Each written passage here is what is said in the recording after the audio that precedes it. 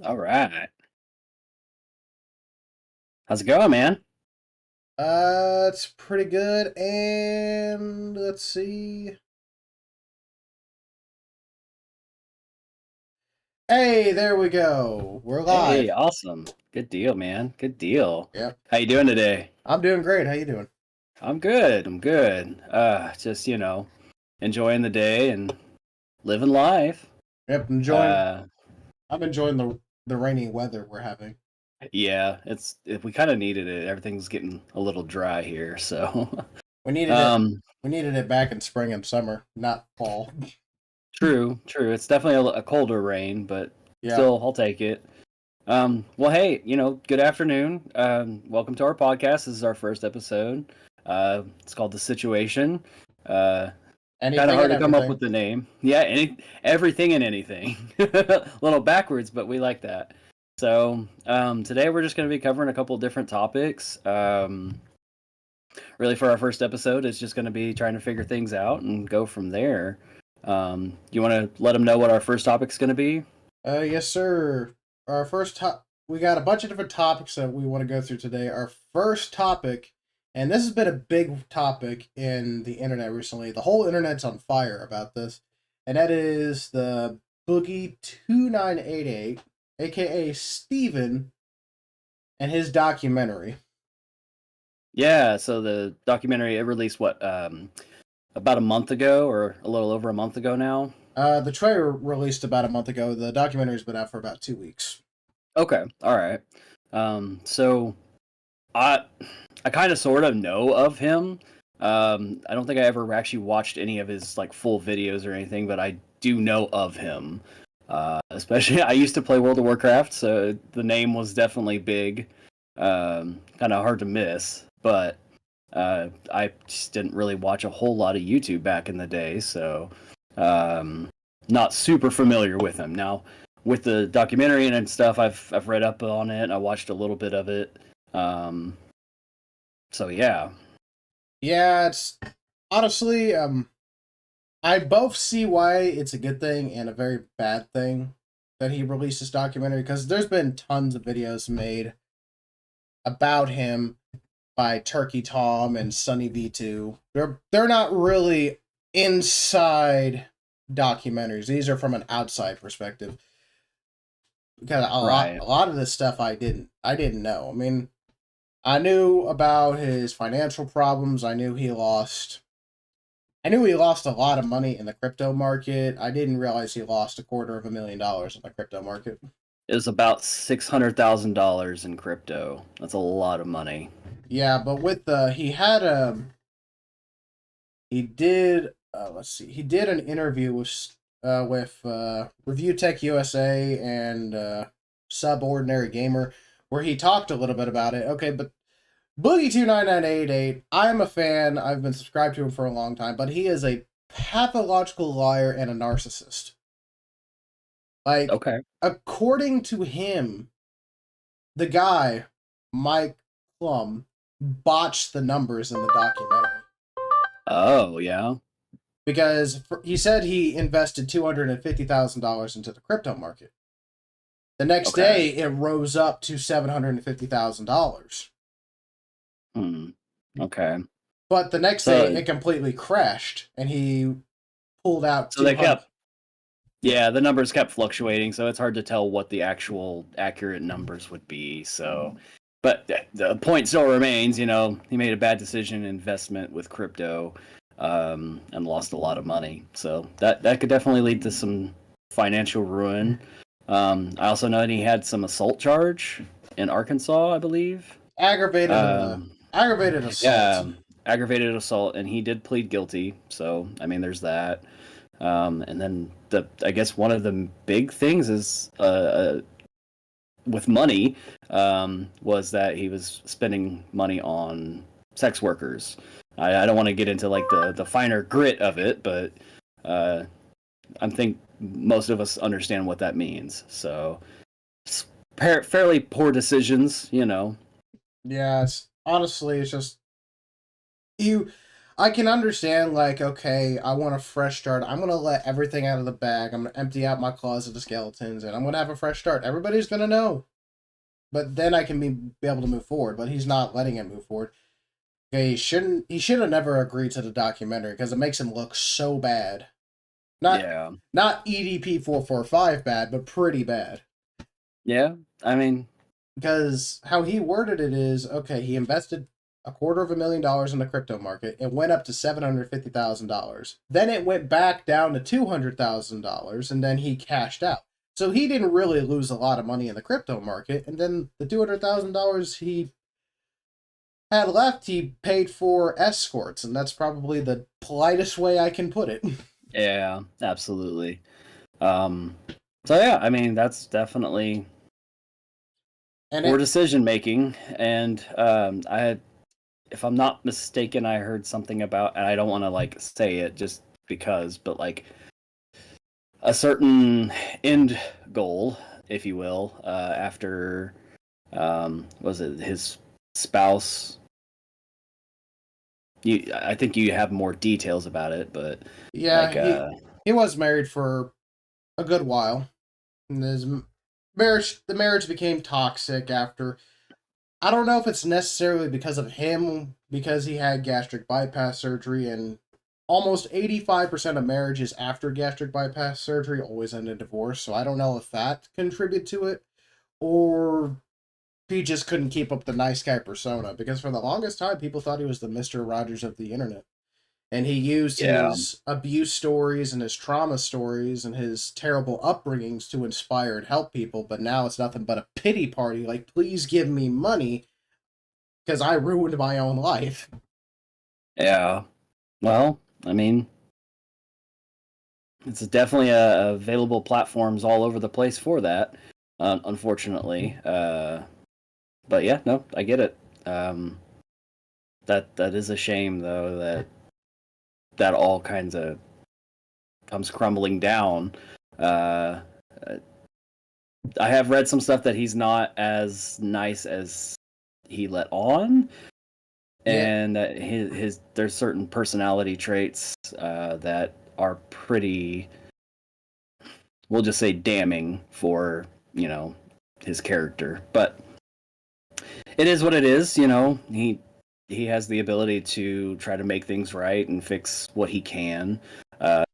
It's difficult on the internet because usually once people make a decision about you, it's very difficult to make a comeback.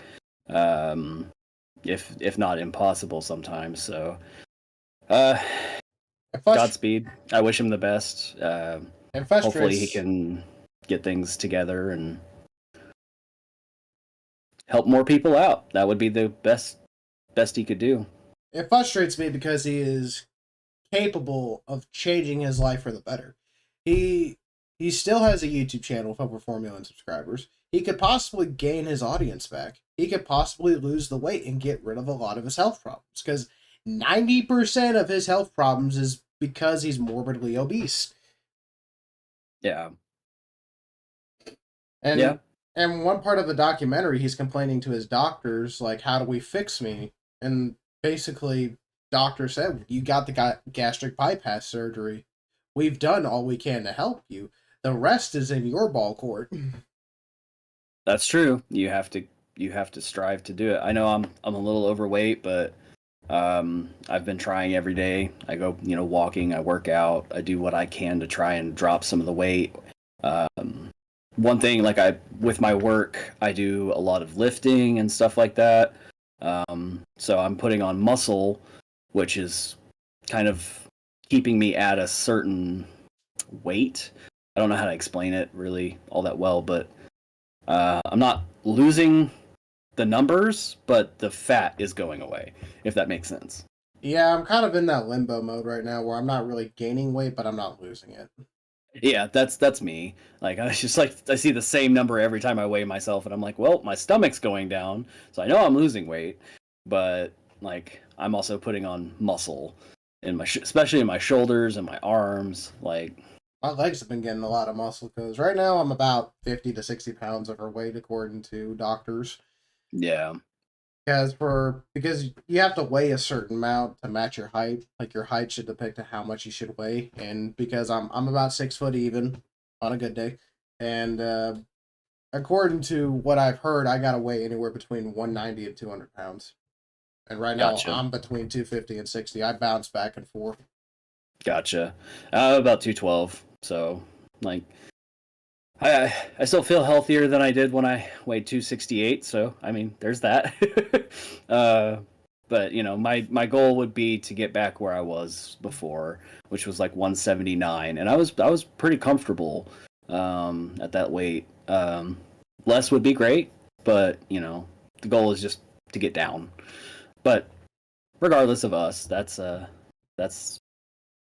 yeah, no, it's interesting information about Boogie, and it was It really interesting looking into it.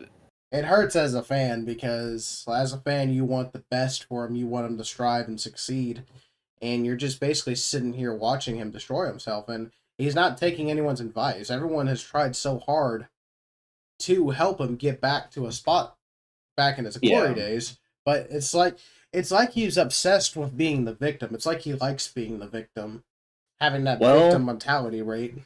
some people do, and they get really comfortable with it because it gets them some sort of attention. It's almost like I don't want to say it like this, but it is essentially like a kink.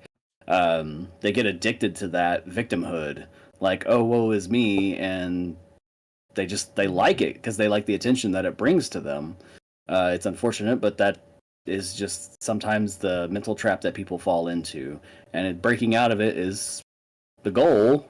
But getting people to do that is, it's entirely up to you to change what is going on in your life. Don't expect anybody else to be able to change that for you. You have to do it yourself. Yeah, Um, it'd be more understanding if it was out of his control. Okay, right. morbid. It has been proven that morbid obesity is also genetic related. So if you have morbid obesity back in your family traits, then more than likely you will become morbidly obese. But at the same time, you can fix that. Morbid obesity you can fix on your own with proper exercise or dieting. Like I don't like dieting. I don't like sacrificing what I eat. I want to eat whatever I want. So to make up Yeah. for that, I do more exercise, I do more work so I don't put on Yeah. more weight. And that's simple. You can eat what you want. You just got to put in more work so you don't get fat. It's just Absolutely. Absolutely. It's putting in the work to maintain or reach a goal. and it's just if also apparently he also has like several forms of cancer that's killing him. Oh, that sucks. I didn't read that part, but yeah, okay. Yeah, it wasn't in the documentary about his there was one of his cancers that he talked about in his documentary, but also when they were doing they were doing an interview on the Subordinary podcast. I don't know if you watch them very I much. don't know. I watch them sometime too because it has two of my favorite YouTubers on there. There's Nux Taku and then there's Oompaville. And then there's Subordinary Gamer, the owner of the podcast. And they invited Mike Klum for an exclusive interview about the documentary. And he kind of laid into about Boogie's cancer. Like, he had to sit down because at the end of the video, he sat down on the log when he was doing the psychedelics. Because apparently there was so much pain in his stomach. And apparently it's being caused by a form of cancer. Gotcha. That is unfortunate. I had no idea about that. I You learn something new every day. Also, the other Yeah, cancer that's he unfortunate. talked about was some form of, I think it's some form of blood cancer that he has. Huh. But I don't know if that is excusable because obviously there's no cure for cancer and you can't really avoid catching it. It just happens out of nowhere, unfortunately, but it is. But all these other health problems, there's no excuse for. And who knows? Maybe the can't. I've heard some cancers are actually caused because of morbid obesity. So he could have done this to himself. Yeah, a lot of the times, like poor diet and stuff like that, it can cause cancer. Like the foods you ingest and stuff tend to not always be good, and the ones that lead you to be obese, they tend to have the stuff in it that causes cancer, and it's kind of your own responsibility to look into stuff. But that's a whole other, I guess, rabbit hole to go down. Is like the foods that we eat here in America are very different Who's knocking than. at my door? Uh-oh. Intervention. Okay, well, I'll keep going. Entertain people. Okay. But yeah, no, the food that like they eat in the UK and stuff, there's additives and stuff like that that they allow here, but they don't allow over there. And there's people that have come to the Americas, and they're like, I eat the exact same thing here that I did in my country, but like I am packing on weight, and it's just all of the additives and stuff like that. It's not good for you. It's not healthy. I don't have the specific like names for the additives, but they exist, and Yeah, personally, I would, I grew up farming. I grew up, with growing my own food and stuff like that, raising chickens, rabbits, all that fun stuff. And I'd recommend it if you can. Absolutely, if you can. yeah. Welcome back. Sorry about that. My brother's girlfriend, somebody took her home. She hasn't been feeling good the last couple days. Oh, gotcha. Understand. But I was talking about the additives in foods and stuff, and how I think it's better to grow your own food, raise your own food. Just healthier options. Yeah, it is definitely an option. I just wish they would make it more affordable, because honestly, I feel like to take advantage of a lot of that is you got to have a greenhouse. That way you can have control of it through all seasons of the year. That is helpful. Yeah. Yeah. If you don't have like the knowledge or capability for storing your food from summer, obviously you're going to want to be able to grow it throughout the winter as well. So having a greenhouse would be beneficial, but it's not. There's ways to do it where it's not super expensive. It may not be pretty, but as long as it's functional, that's what matters. So that doesn't have to look good; just gotta taste good. Absolutely, it's got to function and be able to grow your food. Greenhouses are a godsend for sure. Yeah, I have to go hunting for my food. I have to go outside and put gas in the car, and I gotta go find a McDonald's. It's a lot of work trying to find your own food. Speaking of unhealthy food, yeah, McDonald's I know is probably going to be the death of me, but it's just good. It's convenient and good. It is convenient. I'll give you that. Fast food has been convenient for a while, but that's why it's unhealthy. So and also apparently, I don't know if you want to get into this, but because of the rising taxes and inflation in the grocery stores, it's actually cheaper to eat fast food all week than it is to go out and buy groceries for the week. I disagree. I wholly disagree with that. I can go to the grocery store, spend $50, where $50 to $100. But if I went and got breakfast and lunch every day, I'd be spending like twice that amount, because it's like $10 a meal. So 2 days, that's $20. 3 days, no, sorry, 2 days. If I got breakfast and lunch on the way to work and then at work, that would be roughly $20 a day. Whereas if I went to the store and got stuff to make a sandwich, stuff for my breakfast, that might be $20 there, but that's 5 days worth of food. Yeah, I don't. It's just what I've been hearing. A lot of the people that I work with, they're just complaining about so much, is that they're having to buy groceries and stuff for their family and stuff, and it just honestly, to them, it feels like it's more cheaper to eat out than to constantly make this big grocery list, and that's supposed to survive you for the whole week. And yeah, I know it's not cheaper for me to eat out, because when I eat like $30 of food every time I go out, because I'm fat. I eat a lot. Well, I mean, I eat a lot too. Don't get me wrong. Like, I definitely could cut back my portions, but I like to eat. But no, I totally think that's false. Like, I think it is much cheaper to go get your groceries and then cook at home. It does take more time and all that, but in the long run, I think it is a lot cheaper. Yeah. But I think it's probably a good time to transition to like our next topic. Our next, What's that?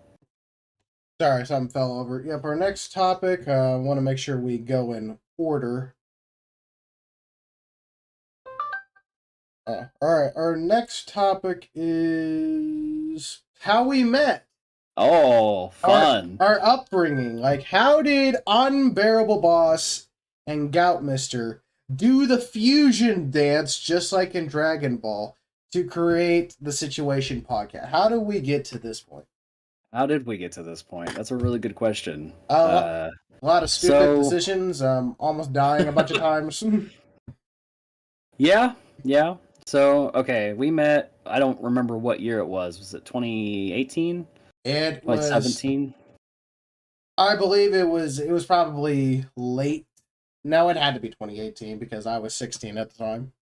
Gotcha. Okay, so yeah, 2018. I was starting a new job at a feed store. I'm not going to name which one. They don't deserve a name. They shall not be named. Not because they're Voldemort, but because they act like Voldemort. Yeah, that's a fair assessment. But yeah, I was starting a new job, and you were my coworker. So I was 20 something.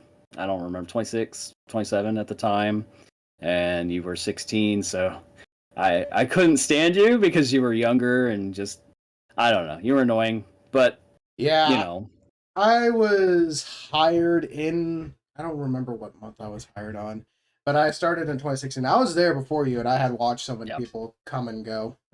Yeah, and so I know when I got there, it was a little chaotic.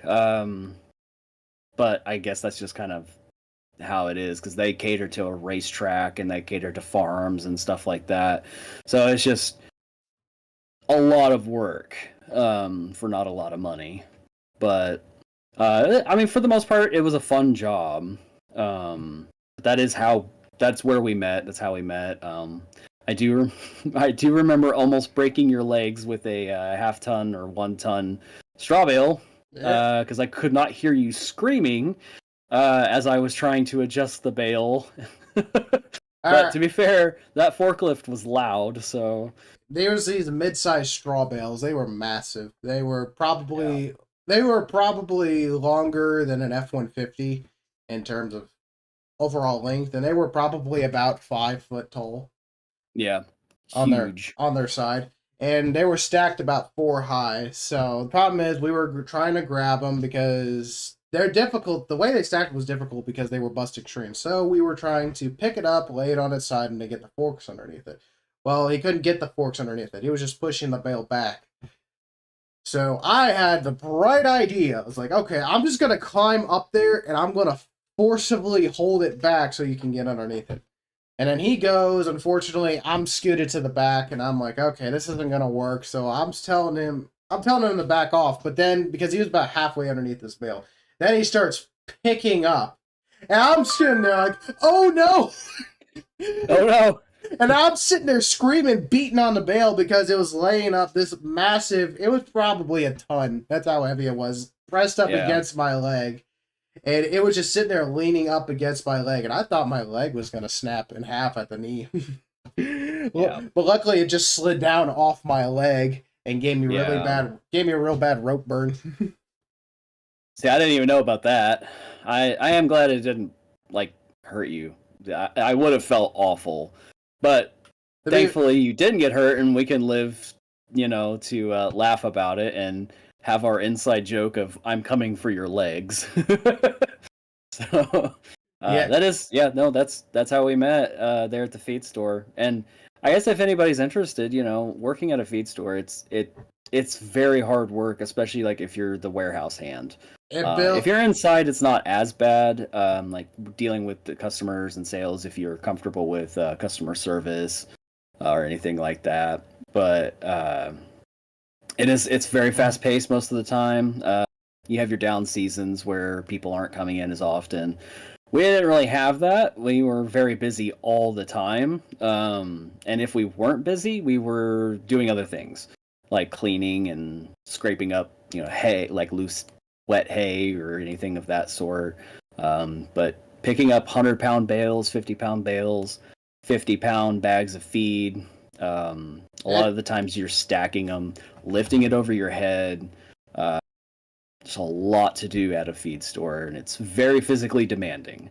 I would recommend it to a younger person, getting his first job, because it does build character. Absolutely, yeah. But I'm going to be honest. I went in there with high hopes, and I left vowing never to work at another retail establishment. I don't blame you. People are going to criticize me this, okay? I work in oil and natural gas, and I've never been happier working at it in an industry. But I swear to God, I will live underneath a bridge before I go to another retail job, because the amount of BS that I put up with, I'm sure you put up with. I mean, it worked out because I gained a best friend for life. Oh, should I tell them the story about how I took away the ability for you to have kids? Let's not. Okay. To be fair, I mean, I kind of deserved it. I scared you, and you gave me a swift kick, and I was not expecting it. I turned around so fast, grabbed the hinges of the door, and forced my foot as fast as I can. I wasn't even thinking of where to hit. I was just like, yeah. And I didn't realize where I kicked. I'm the only person who's done that and lived the tale to tale. Not a lot of people have survived to do that. Yeah.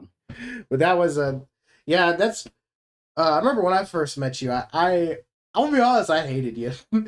Yeah, I get it. Nothing personally, it's just because I was working there before you, and I was working real hard trying to be competitive, and they were denying a lot of opportunities to me because of my age. And this is my opinion, and no one has to agree on it. It doesn't matter if you're 16, 17, 18 years old. If you're willing to put in the work and you have the heart and the dedication, give somebody a shot. Yeah, because what person wants to do that anymore? Yeah, it's very hard to come by, especially nowadays, to find somebody that's willing to put in the work and that dedication to somebody for $10 an hour. Like that's back then. Still wasn't that much. At least you could live off of it back then. Yeah, sort of. I mean, you could make do. I know. I mean, I do feel bad, but at the same time, I don't feel bad because I was there for myself. Like that might sound greedy or selfish, but like that's what I was there for. I was there to get money. And I think that's a lot of days or a lot of times with people, that's what their job is for. They're not there to make friends, they're not there to socialize or anything of that sort. They're there to do their job, get their paycheck. That's it. And usually when I warm up to people, then I'm just like, all right, I get it. Okay, we could be friends, or we can socialize a little bit here and there. But when I first got there, that was it. That was all I cared about, was do the work, make the money, make a good impression with the boss. Maybe I'll get a raise, and I did. So I got 4 raises in 6 months. So like, I had a big deal. I had a total of 2 raises, and the second raise I had basically threatened to leave if they didn't give it to me, because after you left, I was trying to take over your job as track delivery driver and backup farm truck driver. Yeah. But I had to leave because the agreement was after I get my driver's license, I did it. I didn't get my driver's license till 18. I'm not going to go into all that. It's just times were tough, and we couldn't afford to make the time to do that. Right. So after I got my driver's license, I had to go to Texas in emergency because my great-grandmother had lost her battle to cancer. And I was called upon to be a pallbearer and carry her casket. Yeah. And I left short notice. I said I had to go. I'm needed in Texas. Somebody died. That's all I told him. And literally for, I think it was a couple months, they had refused to give me my raise. Because I left. Because you left? Yeah. See, and that's ridiculous. Like, when it comes to death, like, if something like that happens, you should just be like, hey, you know what? You go take care of what you got to. I get it. We'll cover you. That should be the attitude for any company. I don't care if it's small time, big time, what. Like, if someone passes away and you need to go take care of that situation, whatever it may be, yeah, cool. Now, obviously, if you lied about it and you were just taking advantage, like, oh, I don't want to go into work, I'm going to lie about that. Like, for one, don't do that. Like, that's awful. Um, like, I could understand why they'd be upset, but like, you didn't, you know. So, uh, yeah, 2020, my grandmother passed away, December 12th, and I was working for Amazon. And on my way out, like, I'm in tears because I got the phone call. I'm going out the door. I go through the security check, and it is set to go off at random every once in a while. Like, if people are stealing stuff, it's supposed to go off like as they walk through. But they also have it set for random check, so it'll just go off whenever. So, of all days, I got random checked. And I'm like, are you kidding me? Like, of all days, this is not the date for this to happen. So, Yeah, and comparing to because I worked at that retail job for 3 years. After that, I went to being a contracted consultant, gate guard, and now yeah, I remember that job for you. Yeah, I was trying to get you on board because I know you you needed the money. Yeah. But honestly, that job was a mistake, and I kind of regret doing that because it's put me in a financial situation that I'm stuck dealing with for the next 3 years. But that's life. Yeah, I did try to explain it to you, but I probably just wasn't the right person to, because it was a 1099 job, so you have to put that money aside. That's going to be for your taxes. If you don't, well, here you are. You found out the hard way. Yeah, I want to get into it and explain why I was irresponsible when it came to the whole tax thing, but it goes into a bunch of family drama that probably deserves its own video. I will talk about it as soon as I'm out of tax debt. I'll explain the reason why I'm in tax debt. Because there's a genuine reason. Because it's not like because after I did find out it was a 1099 job, I did put money back for taxes. But Yeah, to sit down and explain why I'm in tax debt, if that's the case, it's a sensitive topic. yeah, and I know there's more details to it than just the job itself. I know there was more to it than that. But with my current job, the retail job I had was my first job, and how they treated me after my grandma died, I immediately left, and I was punished for it.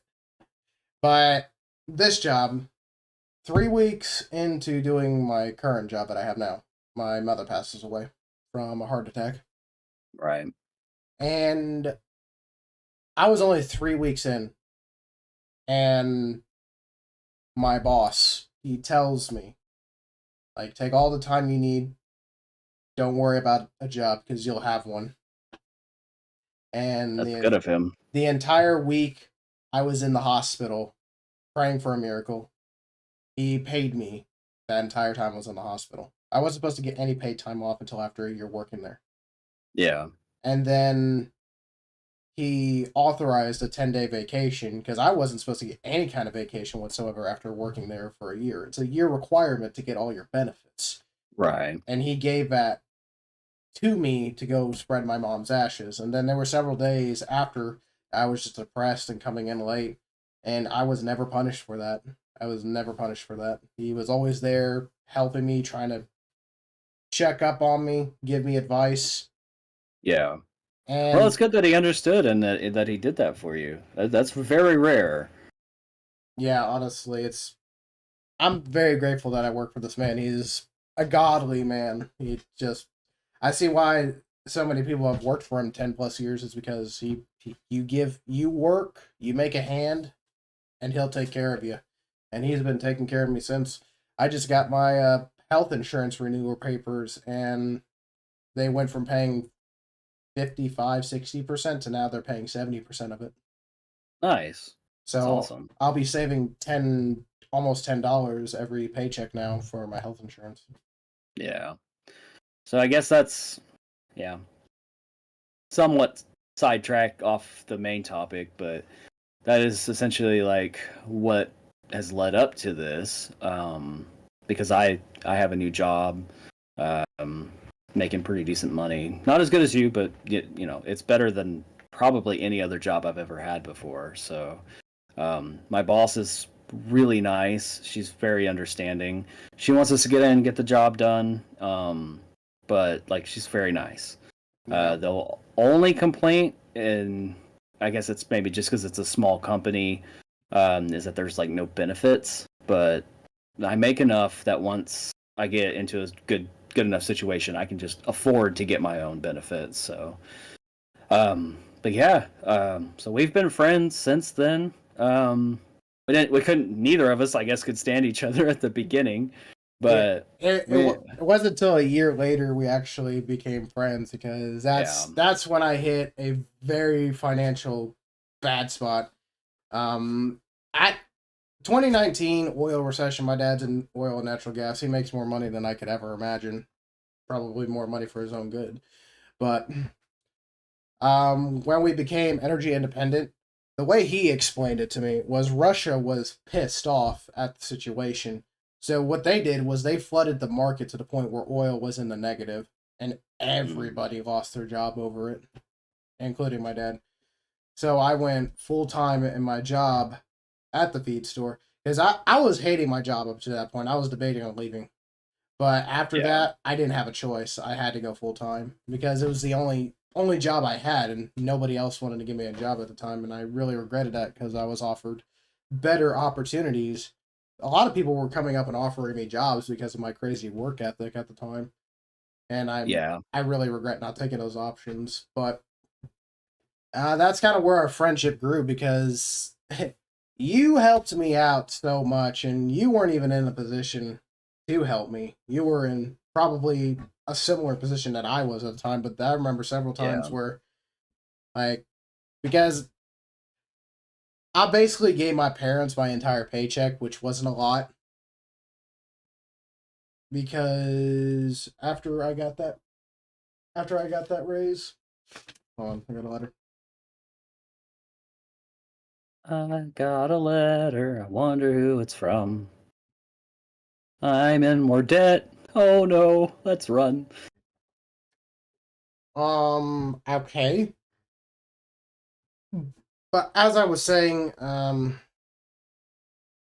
was a lot of times because I gave my parents 90% of my paycheck and kept the bare minimum for food and gas. Yeah, And I remember there were several times where you filled up my truck, no questions asked, or gave me food because I couldn't because there was no food to eat. I couldn't afford to eat,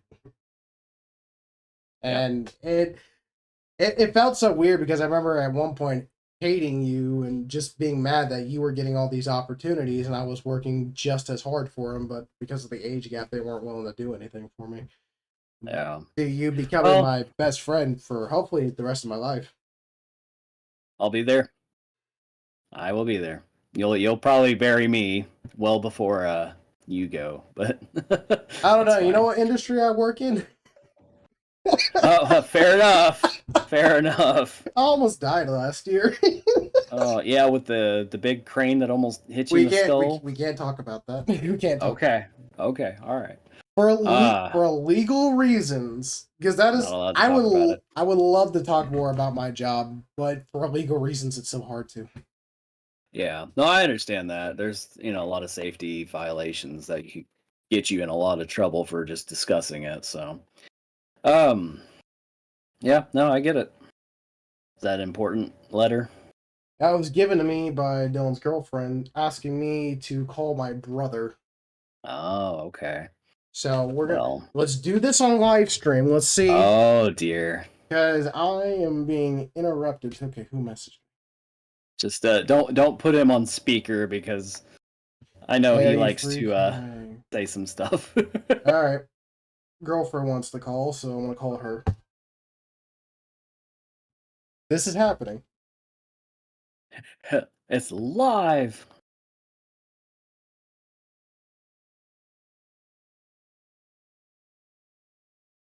No answer. Hello. Oh. Hey, hey, how's it going? I need to call my brother.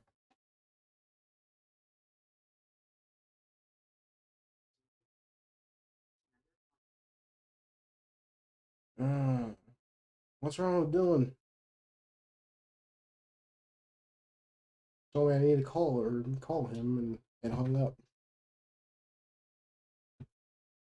Swear to God, nothing bad better happen. Fingers crossed, man. Hey, what's going on? Everyone says I need to call you.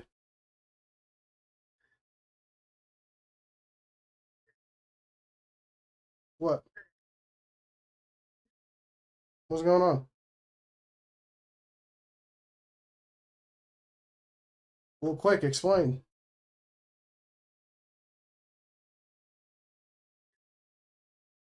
Oh, shit.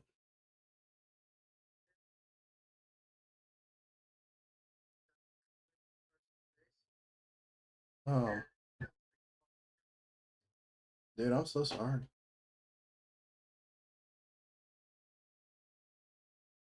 You need to calm down, dude. You need to calm down. She's not in your life no more. She's not your problem no more. Oh.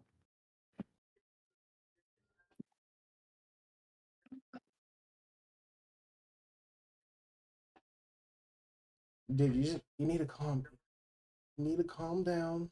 It's not, dude. I thought somebody died. I was scared. I thought somebody had died. I thought Dad died on a job or something.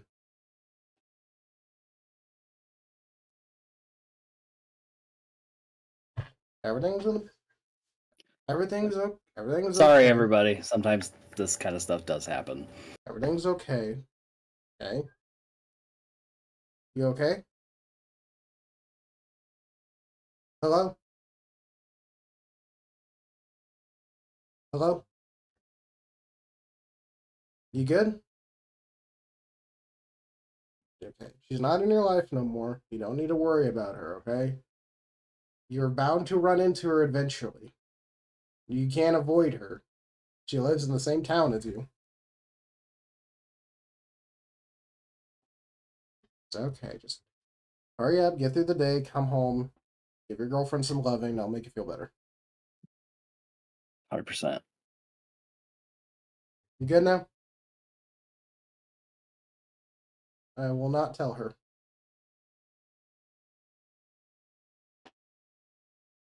All right. I love you, man.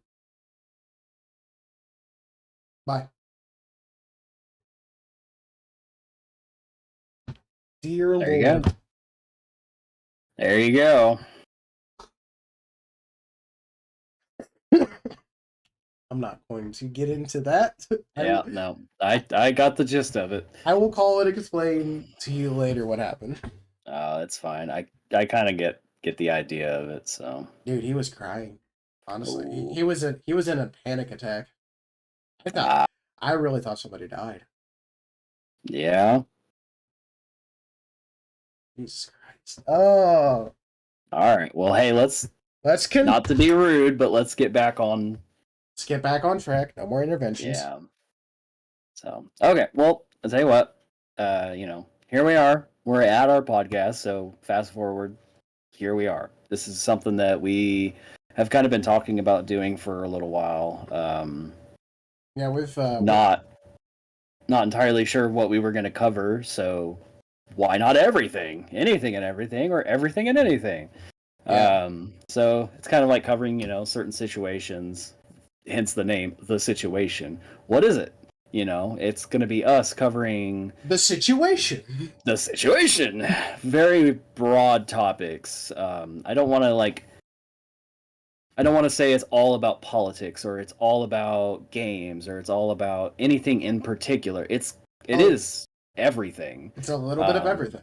Yeah, and I like that idea because it gives everyone something to kind of relate to. See and yeah, and just in general, you can kind of watch this and be like, you know what, I get that, or hey, you know what, I can relate, and you may not be able to relate to everything. You may not agree with us on everything because we do have, each of us have, I guess you and I have pretty similar opinions, but I know I do have differing opinions from you on certain things, and that's okay. There's, other than religion, opinions. I think we're pretty much identical when it comes to everything else. It's just the religion you. part we probably have we don't, because here's the deal, he has a different way of life. I have a different way of life. And we're very different from each other. Like honestly, if you guys knew a little bit more about it, you were kind of be scratching your heads like, okay, why are these guys friends? But that's probably why we're such good friends, is because of our uniqueness, that we are in some ways the same and in some ways very different from each other, and that makes pretty good compatibility. Like you don't want somebody who's constantly agreeing with you, constantly it's like, okay, yeah, let's go, let's do this. I like your idea. You want somebody to challenge you a little, somebody to help open your mind, open your eyes a little bit. Yeah, no, 100%. It's good to have dissent and be able to have a little bit of pushback on something that maybe like an individual might see as complicated or troublesome, to come to you as a friend and say, hey, I don't think that's a good idea, or hey man, let's pull it back a little bit, you know what I mean? Yeah.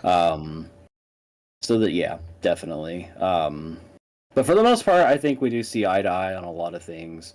And when we disagree, we don't hate each other or try to kill each other over it. Absolutely. Don't open your front door. Absolutely. Shoot, I'm not strapped. Okay, all right. Don't worry about it. What?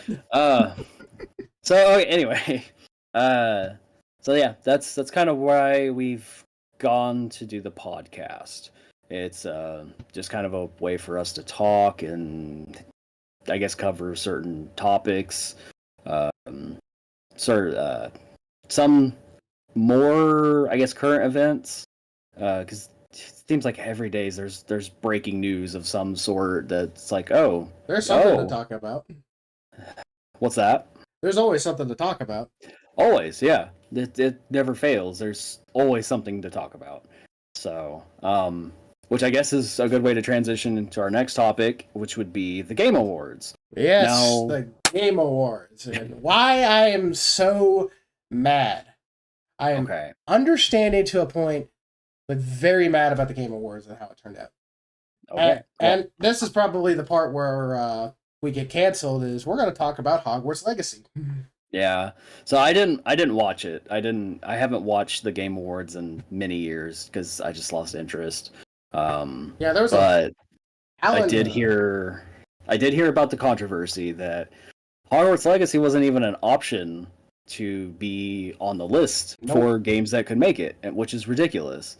It was a good game. It was pretty highly rated, and it was a 9.5 from the public and 9.0 out of 10 for the critics on the copy of the game. And so it had very positive feedback, and it's very hard to find a game that critics both like but users like too. So right. But it's the whole J.K. Rowling situation. People just don't understand. J.K. Rowling had nothing to do with Hogwarts Legacy. The only thing she probably did was like, yes, you can make a game from my work. That's probably all she did, was gave permission. She did have a little bit to do with it, but most of it was like for reference work. That was the majority of it. So they're like, hey, what is this supposed to be? And she would be like, she'd give them a little more descriptive work for them to put into it, so that they weren't just kind of like pulling stuff out of their butt, just to make a story. They actually did, reference with her to see what the certain details would be. Now I understand, and I'm not going to even talk about it. If you know, you know. The controversy surrounding the game, I have a feeling, is why it didn't make it onto the Game Awards. It's not the game that's controversial. It's because J.K. Rowling is the creator of Harry Potter. Well, yes, but that makes the whole thing controversial. And there is some controversy about the game itself. There is a little bit surrounding it. Again, I don't want to get into it. If you know, you know. I was planning on buying it and streaming it. But one of my I wouldn't say she's my favorite YouTuber. I watch her off and on. Her name is Silverbell, and she's a VTuber.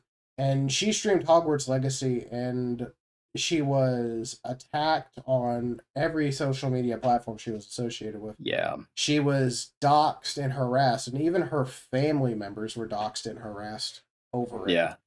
I heard about that happened to a lot of people. A lot of people that decided to stream the game or make videos about the game, they got harassed, and it's insane. It's absolutely insane. There's absolutely no reason for you to do that. If you want to voice your opinion on why you disagree, that's your right. That you have freedom of speech.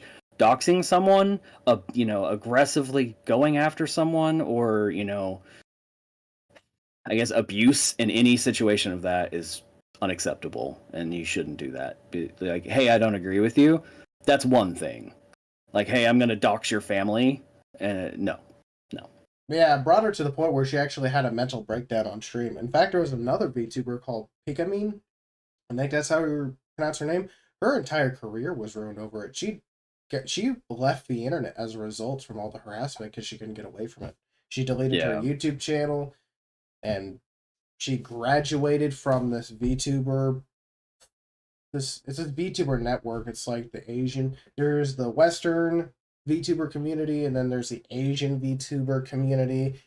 I think it's called Hololive or something like that. And basically, when you do something to upset people to the point where they're constantly attacking or criticizing you, they basically call it graduation. In other words, you're being fired. And as a result, she lost everything. She couldn't keep her VTuber. She couldn't keep her YouTube channel. Nothing. It was all deleted as a result. That's insane. Like, I do this for fun. I make videos. I'm on here for fun. I'm out here being me. That's what I'm doing. Yeah. But people that actually make a career out of this, good for you. Like, honestly, you've got the personality to be able to do it. You can come up with content that people want to watch, and they genuinely have fun doing so. That's awesome. And for people to turn around and bully you off of the platform is insane. Yeah, it's ridiculous. It's honestly really frustrating because, like, Hogwarts Legacy, I felt like deserved to be on there, regardless of the controversy. Take that away, it was an amazing game. It topped charts. So many people have played it.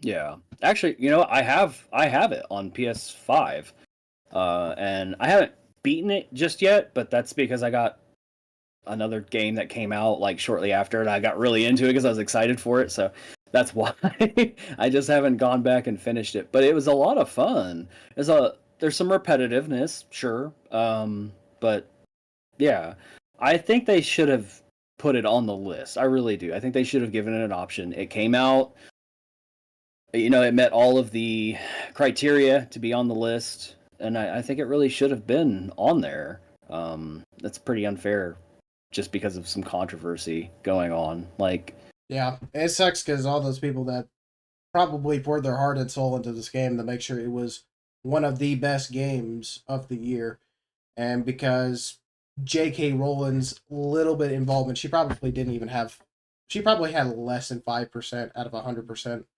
in development of the game, and as a result, because it was associated with it just a little bit, that game wasn't even an option. And I bet a lot of the people that worked on the game are honestly devastated because of it.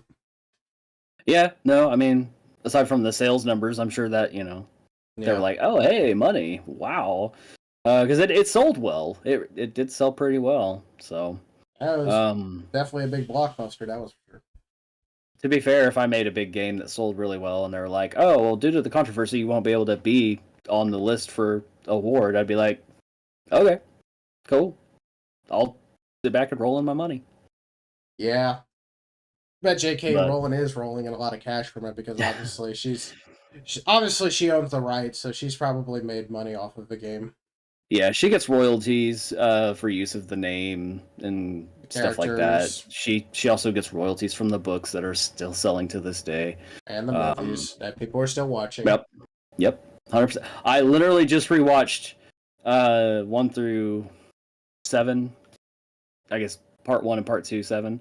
I just rewatched them. I love the movies. I grew up with them. Like I started watching them as a kid, and then when the last one came out, I was an adult, which is what she initially did, is for her kids to grow up watching these, well, technically reading the books, but then the movies came out, so they can do both. And so I read the books, I watched the movies, I loved it. Did she come up with Fantastic Beast? Because isn't that like Yes. the sequel to, or technically the prequel to? It's a prequel. It has nothing to do with Harry Potter. It's More about it is Dumbledore? the same world. It's the same wizarding world, but it's more to do with oh my gosh, I can't think of the name. That main character, and then the lives of like Albus Dumbledore and Voldemort? No, he was not in it. It was like, I don't know how many years before, but it takes place well before. So Albus Dumbledore would have been like in his 20s, I think. Like he was really, really young. So yeah, it's entertaining. I've watched the movies. I have not read the books. Because I don't think it's like super mainstream for the books. I'm not sure, but I have watched the 3 movies. Now, that's a whole nother controversy that's happening within the world of like Harry Potter, is the deal with Johnny Depp. He got into the lawsuit stuff with Amber Heard, and that made Warner Brothers drop him. So they ended up replacing him as Grindelwald in the movie with somebody else who personally I didn't care for. But to see like a whole character shift, I don't know.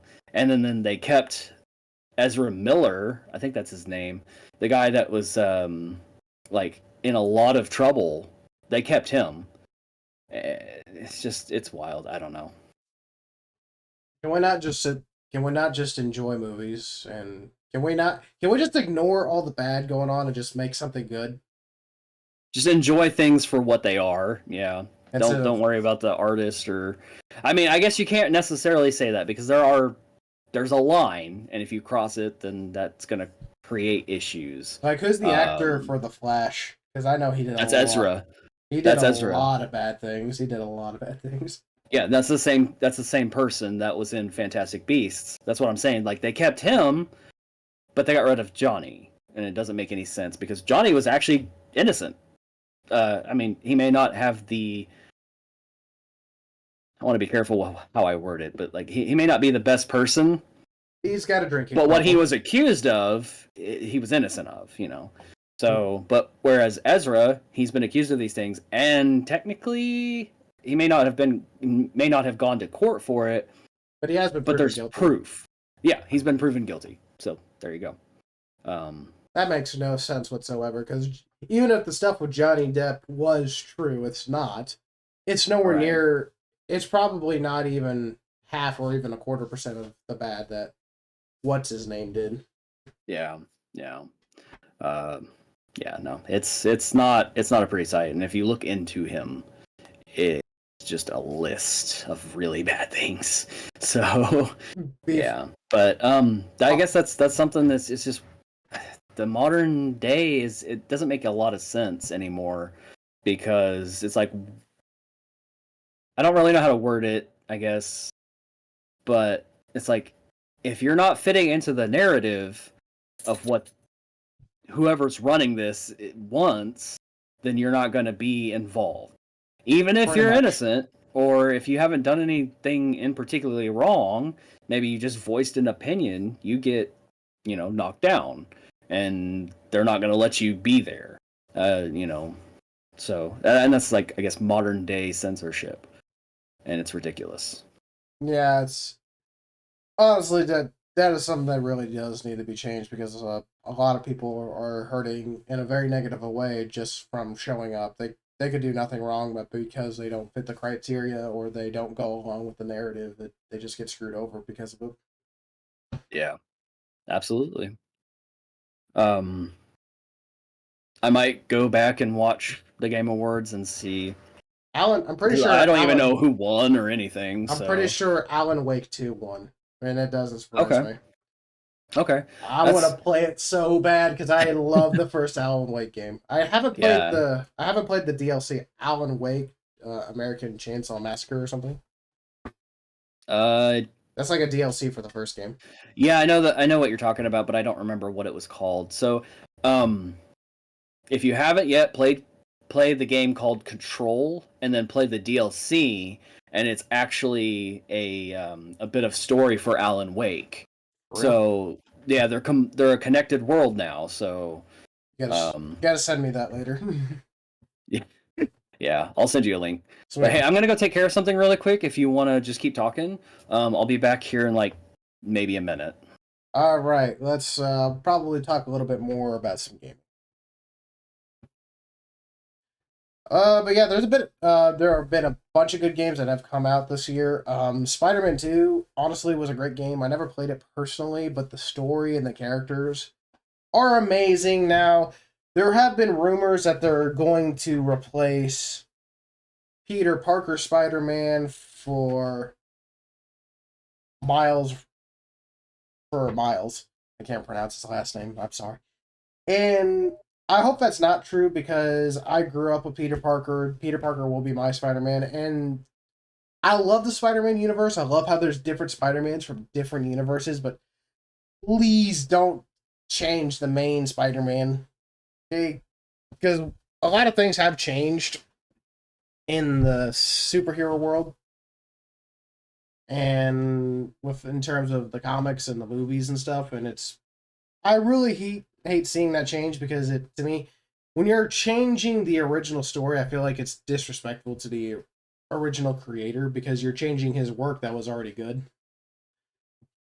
A great example is I'm just saying, like, Captain Marvel was originally a male, and when they brought him into the movies, they changed the gender of it.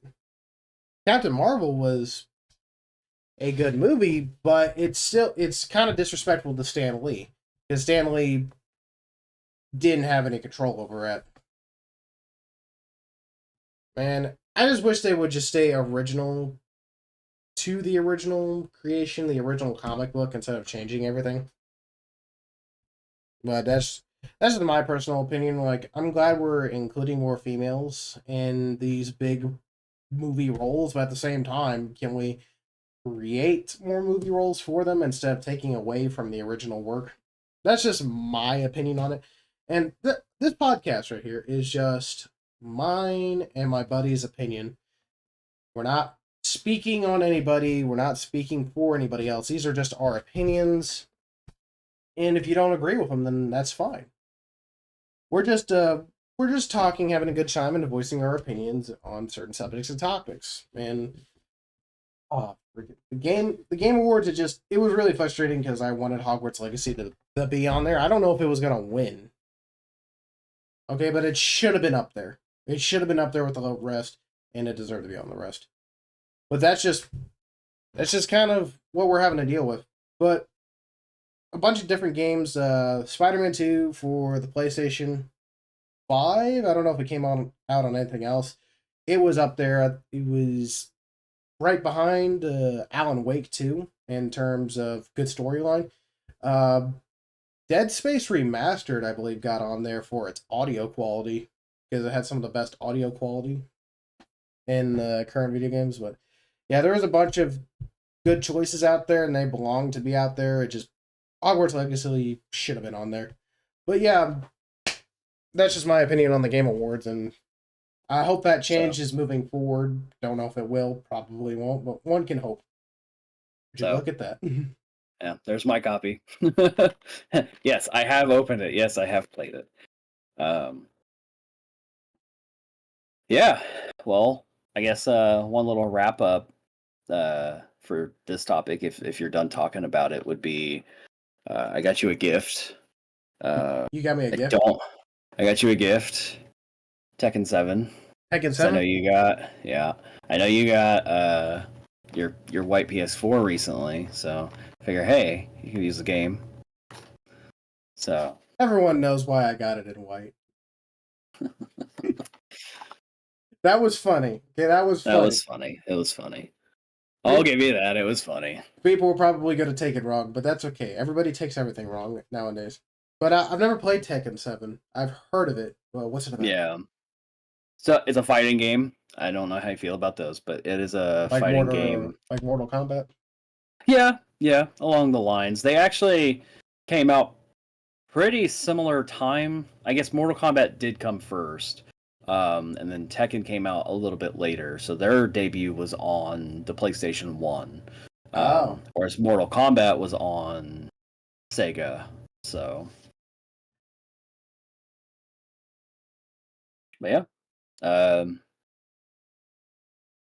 I guess moving on from that, we're going to be looking at the January 6th tapes being released. Yes. So, probably I don't know if you...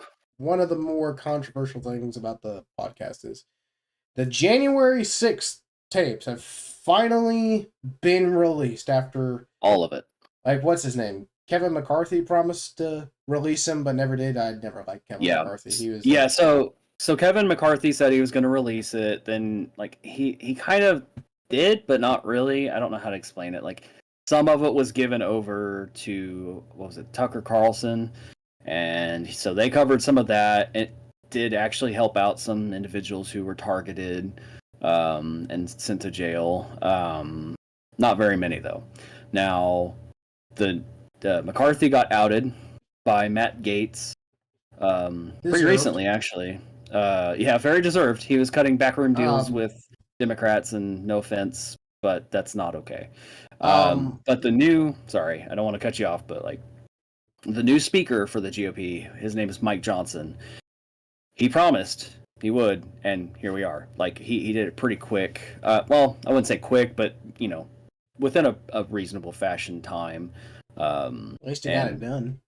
He got it done. I'll give him that. Like that earns more trust than most. So I don't know if he's going to be better than Kevin McCarthy. It's too early to tell.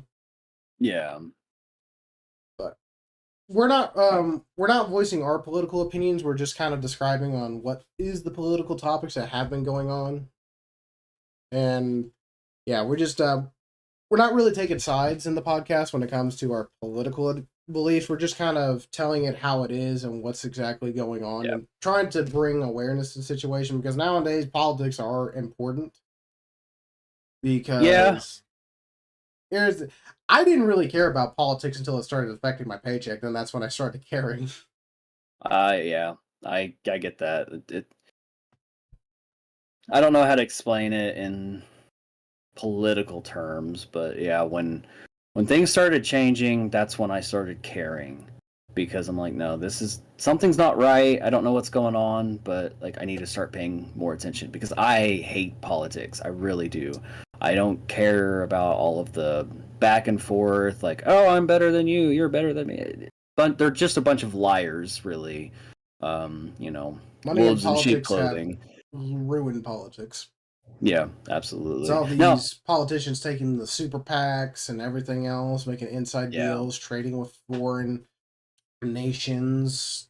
Yep. It's all a pyramid scheme when you look at it. Yep. Yeah, oh yeah. I mean, you go in making 200,000, and by the time you retire, you've got 200 million. Like, that's something. You're doing something. You're getting kickbacks from somewhere. I don't know, but I don't know what you're doing, but you better let me in on it, because I honestly need that. I don't, honestly, in my opinion, nobody in politics should be making money, because money is just too influential.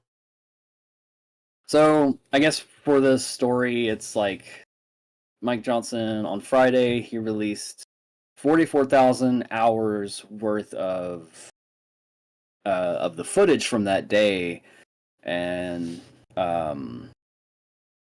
it's really confusing, because a lot of it does kind of disprove what the initial narrative was. Some of it shows that some of it was correct, that there was some hostilities, we'll say that. But it's hard to know if any of it was like, I don't want to say staged, but like we do know for a fact that there were agents there. We do know that there were people from Antifa there who were, instigating certain things. So it's hard to say like who was just there, just to be there, and who was there to provoke people to do things they shouldn't have done. I think personally it was blown out of the water, or blown out of proportion. Especially seeing, like, I've watched a few of the tapes, because I was curious, and just seeing people walk around, just shaking hands, taking selfies with the Capitol Police. It's not an insurrection. It's not. Now, the people that were violent, hold them accountable. 100% hold them accountable. The craziest thing that probably happened was, I'm not advocating or supporting the Proud Boys in any way. I don't have opinion on it, and that's how it's going to stay. But the leader of the Proud Boys was arrested and sentenced to 22 years in federal prison, and he wasn't even there. Yeah, which is insane. Like, how? That's nuts. Yeah. Yeah, I don't have. I know what you're talking about. I don't have any of that pulled up at the moment to talk about. But yeah, no, 22 years. And wasn't even there. Not even there. Is that all it takes? Yeah. It honestly feels like he got arrested for being a radical right-leaning person, because I do believe the Proud Boys are pretty radical to a certain extent. They've done some extreme things in the past. I don't know if all of them are radical like that, but at the same time, is that all it takes? Is you got to be pro-conservative, pro-republic, and you get arrested for 22 years for something that happened thousands of miles away that you had nothing to do with? Yeah. It's just crazy, and I really, honestly, this is going to be bad moving forward, because now anybody on either side of the aisle will start doing this. They've opened Pandora's box. Oh, 100%. With arresting people who believe in certain things or do certain things, to prosecuting politicians too, to a certain extent. Like, this will probably be the downfall. Because people are going to be just charging and arresting people just because they feel like it. And that's basically what happened on January 6th. Now, there are people who were violent there. One person even got killed there by a Capitol Police officer. But those people who committed those violent, heinous crimes should go to prison. They should be brought to justice. But the people who were just there voicing their opinions, they did nothing wrong. Yeah, so, like, the people that were breaking through the glass and, causing a lot of chaos, they should be in jail. However, I think it needs to be looked into very carefully, and not just, oh, you were there, jail. That's unacceptable. Yeah. And I really do hope something changes first, because this can't be the way we move forward as a nation. It's going to be bad. Yeah. Because I'm honestly... I know that they're... I can't remember his name. Mike, I think it is. I don't remember. Mike Pence? No, I don't. Like I said, I don't remember. But there is calls for there to be an investigation with the committee that's been overseeing a lot of the trials for people, because I guess there's a lot of bias towards those individuals, because, like I said, the ones that were violent, sure, but the ones that were just there walking around, shaking hands, taking selfies, not causing any problems, there's those individuals that it took 3 years just to even get a trial, and they didn't do anything wrong. I think I heard one of them actually broke into Nancy Pelosi's office and took a dump on her desk. That was funny. Oh my god. I have no idea. I don't know if that's true or not, but if it is, that's hilarious. Okay, I'm not justifying for crapping on other people's desks, but that was funny. It's funny because it's so random. Yeah. Well, I know that there was a lot of information that came out, and a lot of it has already been technically proven false. So, like, Supposedly, You can think what you want. You look into the situation yourself. You can think what you want, but I think a lot of it was lies. supposedly, Tucker Carlson actually got kicked off of Fox because of him trying to show the truth of what really happened that day. Yeah, which is unfortunate, but Hey, best thing he know. did, he is gaining more views on Twitter than Fox News has ever had. Yeah, so like, was it Elon Musk purchased Twitter and is now called X? I don't really use it all that much, but I think if we're gonna do this podcast, we probably should, Yeah. We'll upload our content there. We'll get an official Twitter. We'll try to get it check marked too. Yeah. So that's something completely off topic, but yeah, no. The fact that Tucker, I don't know if it was directly related to that, because I don't know if Fox actually said what the reason was, but I know that he did get let go, and I know that he's on X now, and I've watched actually a couple of his podcasts. I watched his interview with, oh my gosh, I can't remember what the gentleman's name was. But it was entertaining, and I think he's doing better on his own than he could with a big network. So I think he's doing really good for himself, and it's good to see because just proves the point. You can't trust the news network. You just can't. Speaking of which, there's actually rumors that there might be Tucker Carlson VP for Trump. So that would be interesting to see if that's the case. Now it's just a rumor; it's not confirmed.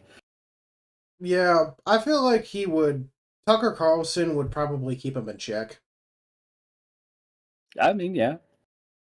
Honestly, if Trump does become president, it's a year away from the election. According to the polls, he will win. Well, slated in favorability. That's what polls really shows is the favorability currently. But after what happened in 2016 and 2022, I don't really trust polls. I don't either. Yeah, and unfortunately, I don't either. The numbers can be skewed. They can be lied about. I'm not saying that they are, just saying they can be. But I would love to see Vivek Ramaswamy as VP. Have you seen the Republican debate? Yes. He killed it. He was amazing. He called out everybody. Everybody. And the best part he did a really good job. The best part is nobody answered him. Not one person answered him because they know he's right. Yeah. I will say, like, there's some stuff that I don't agree with him on. There's a few things that, like, I'm unsure about. I can't really think off the top of my head. I think one was, like, that he took a donation from, like, a George Soros type deal, and I'm like, well, I'm not a fan of that guy. We see what his DAs are doing, so not a fan, but, like, that doesn't mean that he's necessarily tied directly to him. It just means, like, somebody somewhere along the line, that money made it to him. So yeah, and anybody can donate. It's not like you have control over it. Honestly, I guess you could be like, no, I'll take your donation back. Like, yeah, honestly, he doesn't need the donations. I mean, he's a multi-billionaire from his companies that he's had. Yeah, he's got a successful company. Got quite a bit of money, which I think is great because he has that FU money that he doesn't have to rely on donations or anything of that sort. He can fund his own campaign. He can fund everything. So he's not bought and paid for. Yeah, 100%. That's why I liked Trump to begin with. He's not a bought and paid. Well, I say that. I don't know for certain. It's hard to tell if someone is, but what we can tell, I liked him because he was not a politician. We don't need more politicians in power of politics. We need outsiders.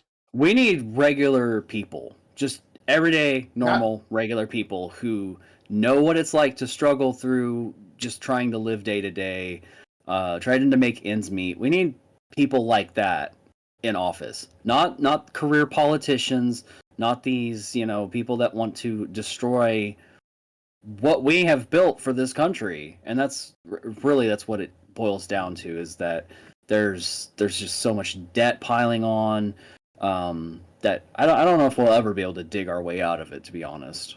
It will.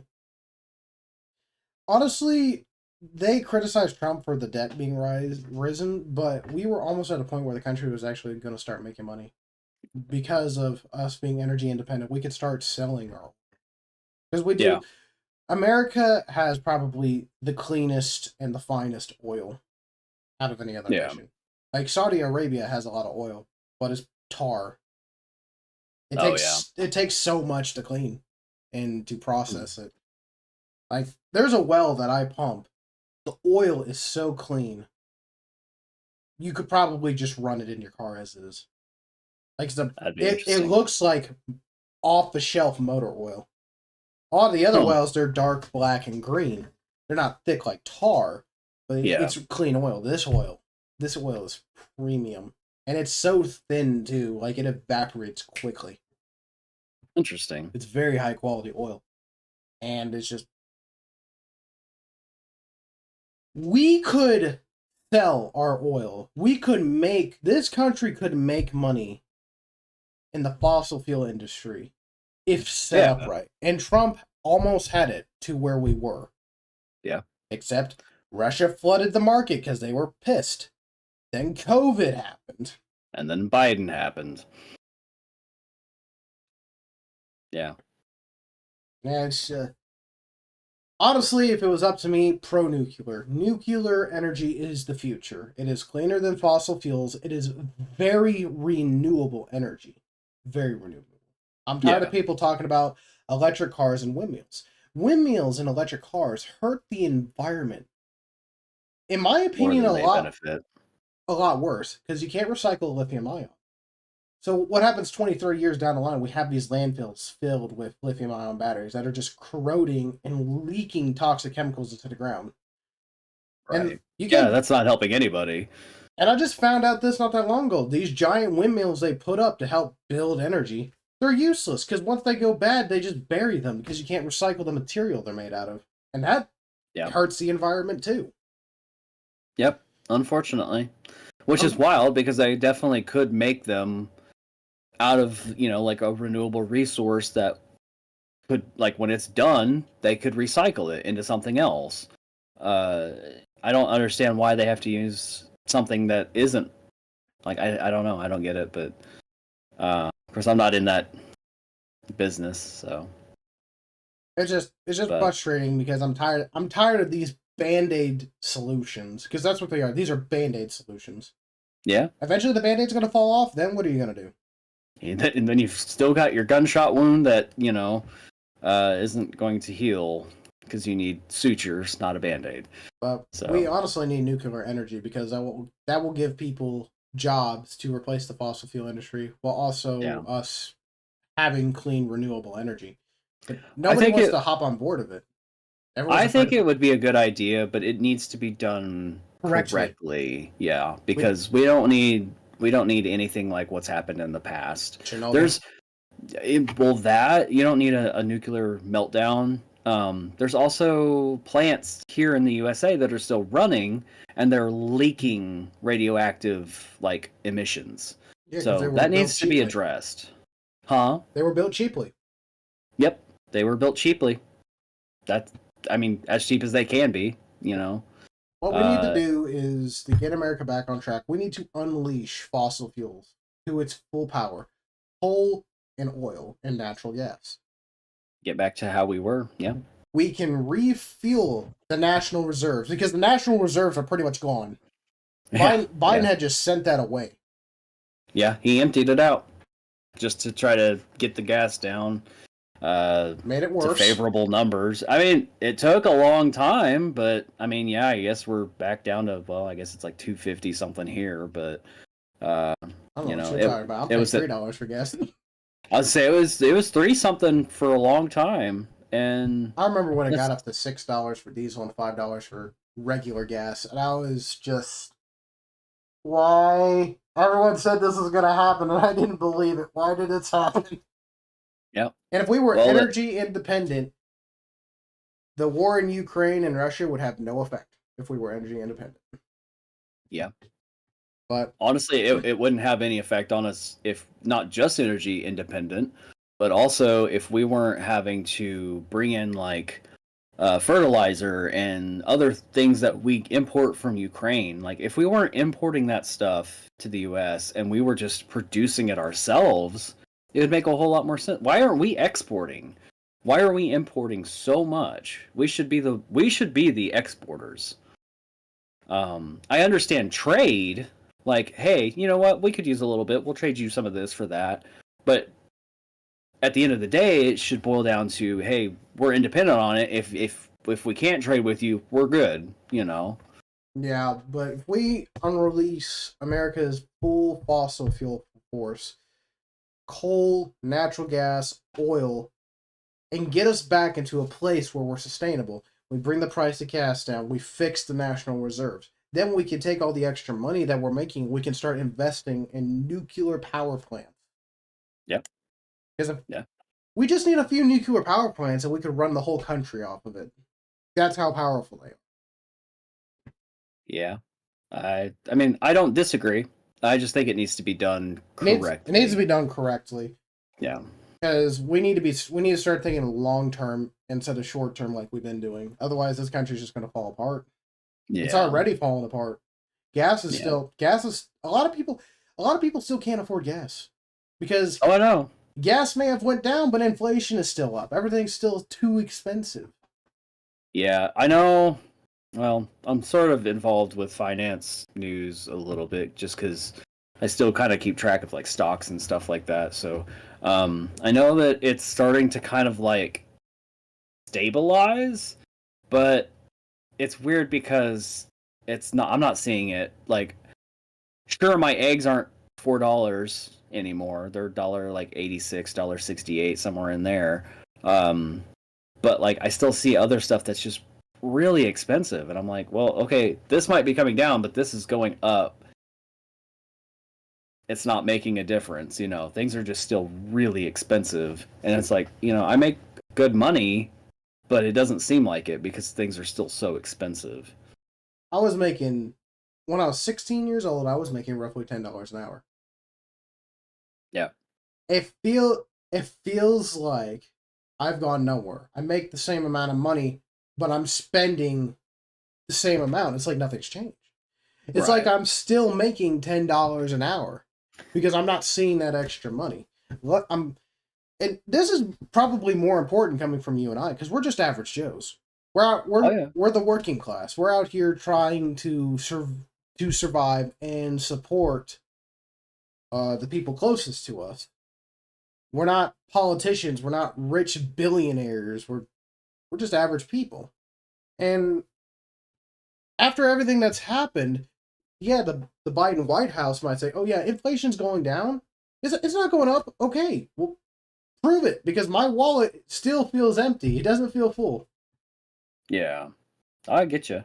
And it frustrates me that they sit here and tell us, "Oh, it's not as bad as you guys make it out to be." You want to pay my bills?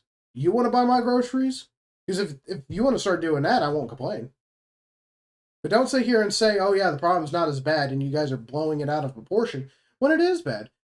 So many people are hurting, and nobody cares. There's like, "Oh, we don't know what you're talking about. Everything's great." No, it's not. No, it's not. Nikki Haley though, she terrifies me. She's a warmonger. I mean, I hate to say that. I do not. It's the truth. George Bush was a terrible president. I don't care what anybody says. Okay, he started a war that lasted 20 years. Donald Trump was the only one that wanted to end it, and Biden terribly, terribly did that. $80 billion in government weapons and equipment. Yeah, loss and of you know, too. I don't agree with everything that Trump did. Like, I'm not gonna list off, but there's several things that he did that I don't agree with. Shutting down the government. Do what? shutting down the economy during COVID when people needed it the most. Yeah. That is probably the worst thing to me that he's done, because so many people, even to this day, are still suffering because he did that. I wouldn't say it's the worst thing he's done, but it is up there. Now that being said, like amongst the stuff that he did, I still like him over what we have now. But He is the man. yeah, He is the man by the people. he is. He seems way more down to earth than most of them. Somebody I would love to actually see run for president, but I know he's not going to, and that would be Matt Gaetz.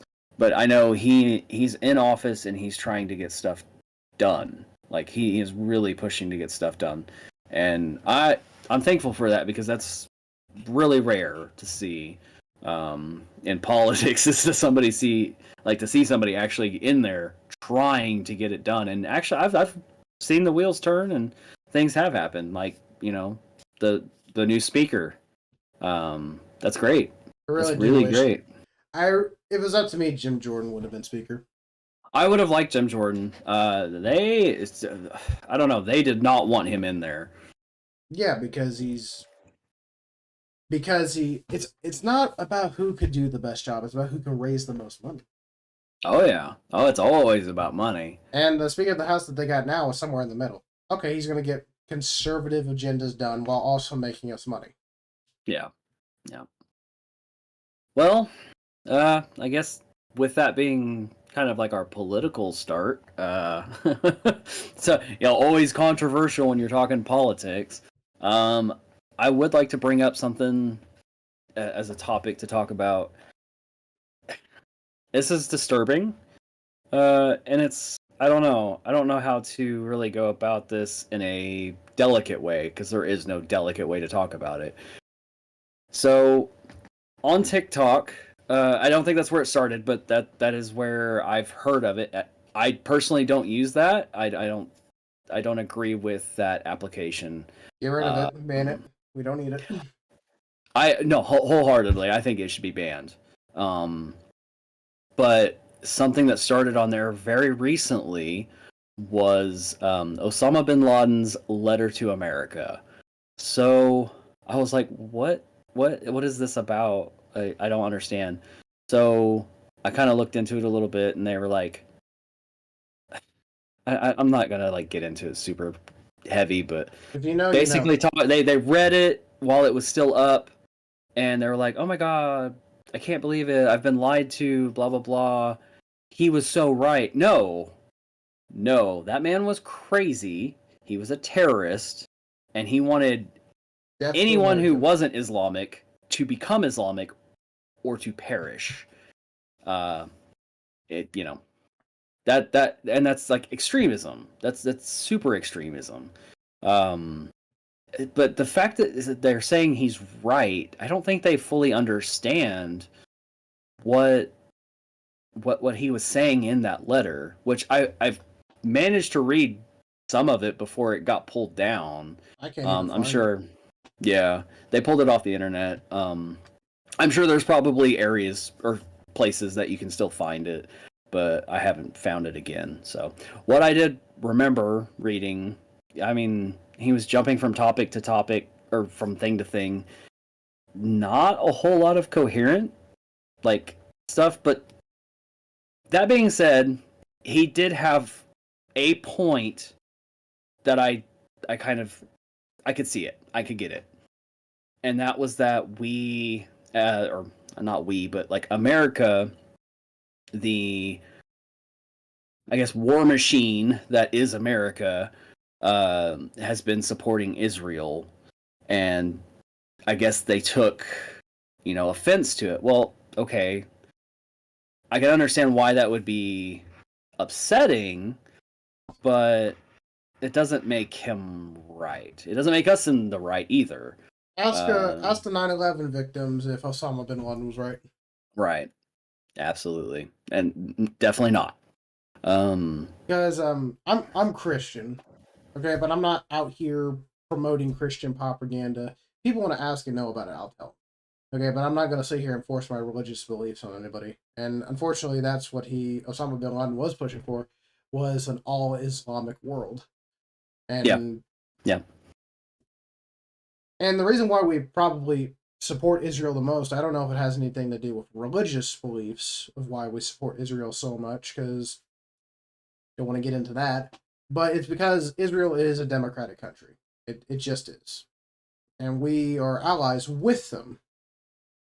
I'll say we are allies. We try to help other democratic countries. I don't think we should help other democratic countries. I think we should worry about ourselves first. I agree. Okay, let's get all of our ducks in a row here, and then if we have time, okay, we'll see if we can help you. But we need to get things fixed first. Yeah. Because the whole freaking war in Gaza right now is devastating. Oh, yeah. I honestly, I don't support either side. I don't either. I don't either, and I think we should stay out of it. I will be a fence sitter. Okay, it's not right that Gaza launched a brutal attack and took people hostages, but Israel is right now invading Gaza, killing everybody. They don't care. Yeah. They're just wiping everybody off the face of the earth. Okay. To be fair, they have opened up a corridor for people to flee, but they definitely have 24-hour window. Do what? It wasn't enough time. They gave everybody in the Gaza Strip 24 hours to evacuate before it became a war zone. Yeah, that's definitely not enough time. But, yeah, no. I don't think the thing about it is, the thing about it, like, I don't agree with either side. I don't think Hamas should have done what they did, and I don't think Israel should have done what they did. But it's war. They're at war. They have been for over 1,000 years. There has been conflict in that area, and it's never going to stop until one side wins. It's unfortunate, but that is what the reality is.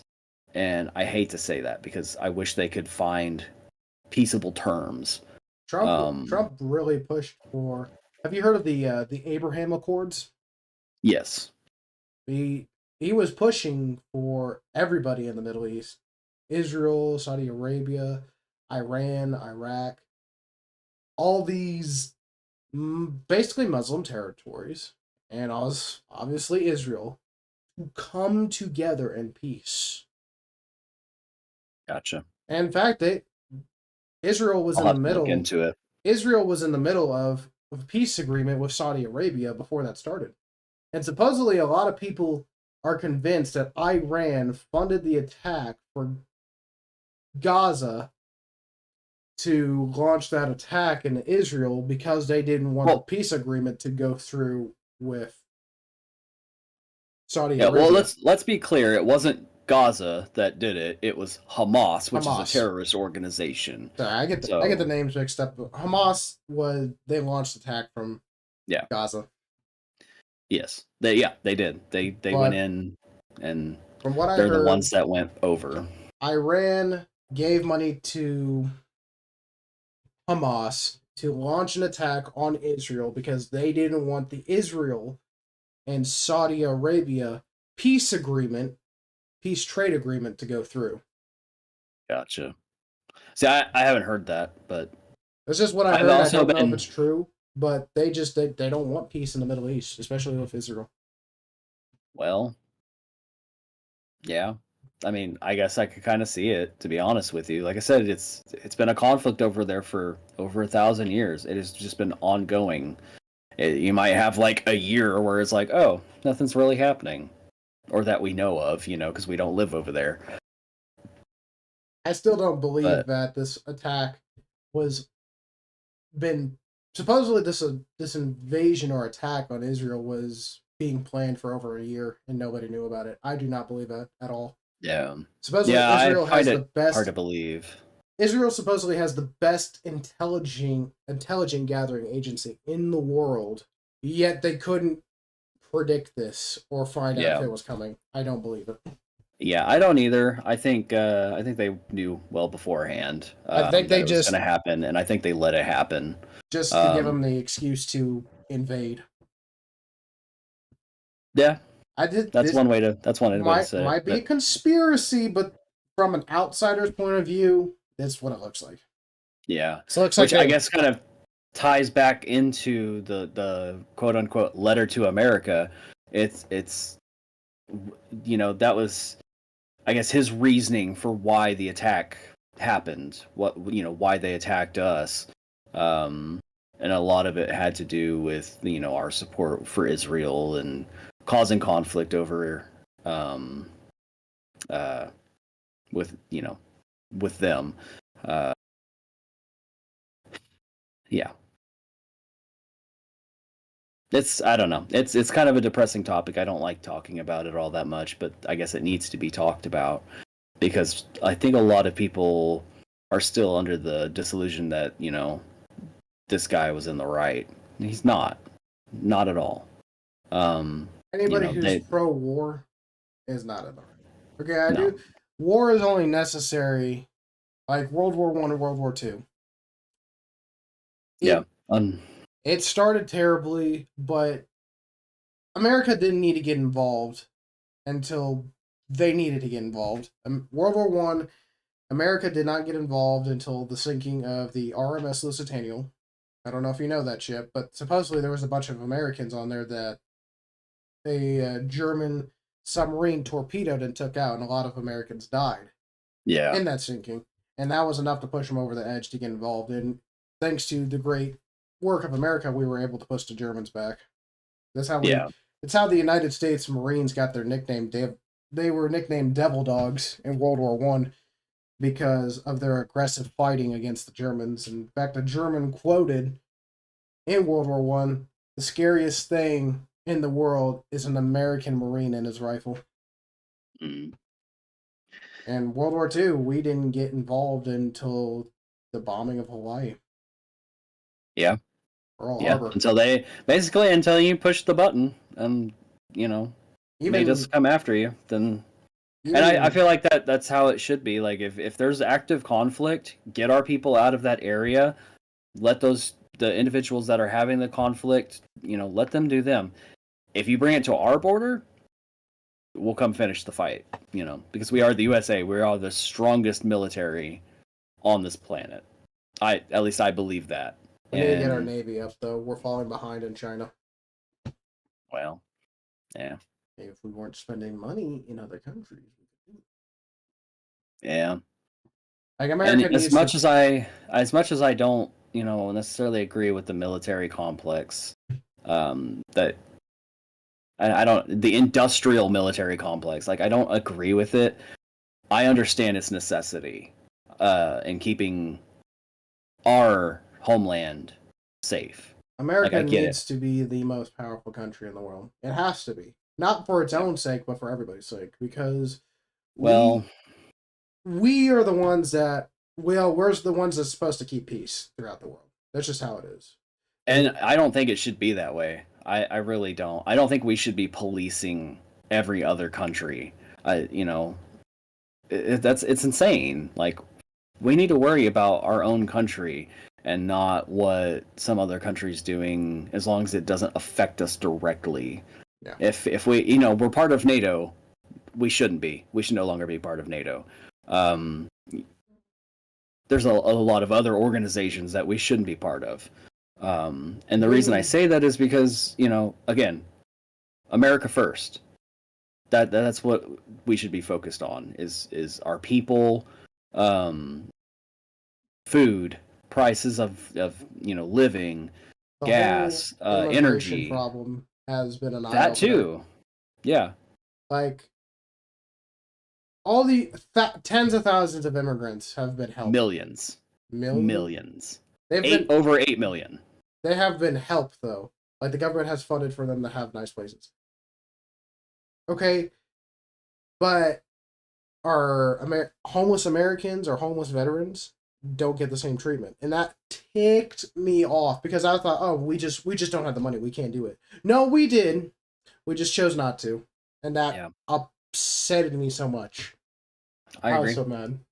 I agree because I had a couple of veteran friends that came home and they took their own lives. So I get it. And the problem is they were left out and not even cared for. That upsets me because if somebody is willing to pay the ultimate sacrifice for this country, then they deserve for their country to help them in every way they can. Yeah. And it frustrated me because there's so many people that didn't get to come home. Yeah. And I guarantee you, if they were alive and they saw the treatment of our veterans and our military service members, they probably would have never volunteered to fight. Yeah, I know I've heard actually from some that they were happy to serve their country. But they were disappointed with how they were lied to. And I can understand that. If you're lied to and you're not treated properly, I get it. Especially in the recruitment, that's where it all starts. That's where the lies genuinely start. Is you're recruited into the military, but they're lying to you about your pay, about just all these other different things, and it's why? Why are you lying about it? But in the end, you're making a brother, several brothers in the military. You make a lot of friends. Yeah. The sad part is when you go overseas and you lose brothers, and you see things that you can't unsee, and then you come home and then you're treated like garbage on the street. It's insane. Yeah, I was actually planning on joining the military, but once I saw what the administration did with the Afghanistan withdrawal, I'll fight for my country, but I'm not going to fight for this administration. They let 13 people die. Yeah, I know I'm older than you, and I was going to go into the military when I was 18. I had some older friends that had, been to Afghanistan because the conflict was going on when I was, younger. Project Desert Storm, what was it, the Gulf Wars, was it? No. This was, 2000 and... Oh, gosh, 2000... I graduated high school in 2007. Well, the Twin Towers got hit in 2001? 2001. Yeah. So that conflict started while I was still in school. And in high school, by the time I was in my senior year, I had friends that had already graduated and that were serving in Afghanistan. And I had several of them come back, and I'm just unrecognizable. Now, that being said, I know some that came back that they're fine, but a lot of them say, I'll never forget what I saw. So, but yeah, so that's, I don't know. It's crazy times. I guess it hasn't stopped being crazy times since then. And I do hope that one day we can have some semblance of peace. Yeah. Even if it's with a few, I don't know, complications. Just a few complications, nothing major, just a little bit, but everything's peaceful. That'd be great. It'd be nice. But yeah. So I know we're probably starting to run a little on time. So if you want to touch up on the last subject, we'll cover that and then probably call it for this episode. Yeah, we're making great time actually. Got about 12 minutes left before we hit the 2-hour mark. Okay. Do you want to go over the topic? Yep, our last topic of the podcast is Project 2025 and why are so many people terrified of it? Project 2025? Mm-hmm. So, I was going over this with you last night, and you had brought this up, and I was like, I hadn't even heard of it. Yeah. So I looked it up. So there are 5 sections of proposed policies that like Republicans are basically proposing for Trump if he gets reelected, like what policies they would like him to enact. And from my understanding, I guess he has looked at it, and so, I don't know if he's agreed with all of it, but he has agreed to like some of it. Be like, yeah, no, that sounds great. So there's like 5 sections that is in a. Basically, they're selling it as a book, which is fine. You know, you got to make money, and if you're part of the party, or you're part of the project, or you're part of the movement for, being a Republican. If you're a Democrat, hey, you know what? That's fine. If you're independent, I don't, have anything against you if you're one or the other. Again, I'm not super big into politics. I try to stay out of it. Yeah, but so I kind of looked through some of the policies that they're presenting, and I love it. Like it's actually genuinely great what they're doing. Some of it I don't necessarily agree with, but do you want to pull it up? I don't have a way of pulling it up right now. Yeah, absolutely. Here, let me send it to you really quick, and then you can maybe show it. Hang on, I will send it to you. I have no way somehow of pulling it up. Oh, I gotcha. Okay, I can read it. Yeah. So, I'll just go through like the different sections and what's contained. So there's 5 sections, and within those 5 sections, there's a total of 30. So section 1 is taking the reins of government. So that's the White House office, the executive office of the President of the United States, and the central personnel agencies, and managing kind of like the bureaucracy within. Section 2 is the Common Defense. So this covers like Department of Defense, Department of Homeland Security, the Department of State, the intelligence community, media agencies, like global media and public broadcasting, and then it also goes over like Agency of International Development. So that's all covered in Section 2, which is a huge bit. The next one, which is even bigger, is general welfare. So this covers education, agriculture, energy, like Department of Energy and its related deals, environmental protection, Department of Health and Human Services, Department of Housing and Urban Development, Interior, Justice, Labor, Transportation, and Veteran Affairs, which I think is really important. And in fact, I read that one, and I think a lot of what's in there is good. The next section was Section 4, is the economy. It's a little bit shorter, but a lot of it is important. So you've got Department of Commerce, the Department of Treasury, the Export and Import Bank. The one that I like about that is that they want the Export and Import Bank to be abolished. 100% agree with that. You may not, and that's fine. It's going to take an adjustment period if that does happen. Get rid of it. We don't need it. Yeah. It's an anchor. So then the other one is the Federal Reserve, and kind of like reworking it. Small Business Administration, trade, which should be like fair trade and free trade. And then the last one is Section 5, the independent regulatory agencies. So your financial regulatory agencies, your federal commissions, your federal election commission, like your communication, election, and your trade commissions. That's all federal level. So it goes over those and what policies they'd like to see enacted towards that. So it's just a project that I recommend, whether you are for or against, to look into it. Just read it. You can go to project2025.org, and you can go through the policy section and just click and read each one. It gives you kind of like a... What are some of the policies in there that you don't agree with? Because you said there was only a few. Some of it has to do with like Department of State and then the Department of Defense.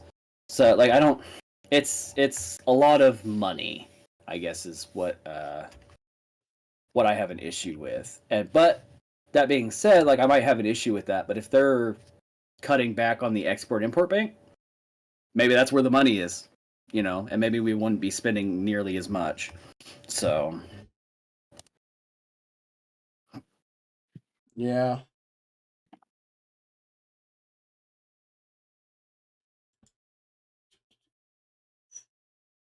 Yeah. That's Yeah. Problem is our stream has been only broadcasting at a low resolution.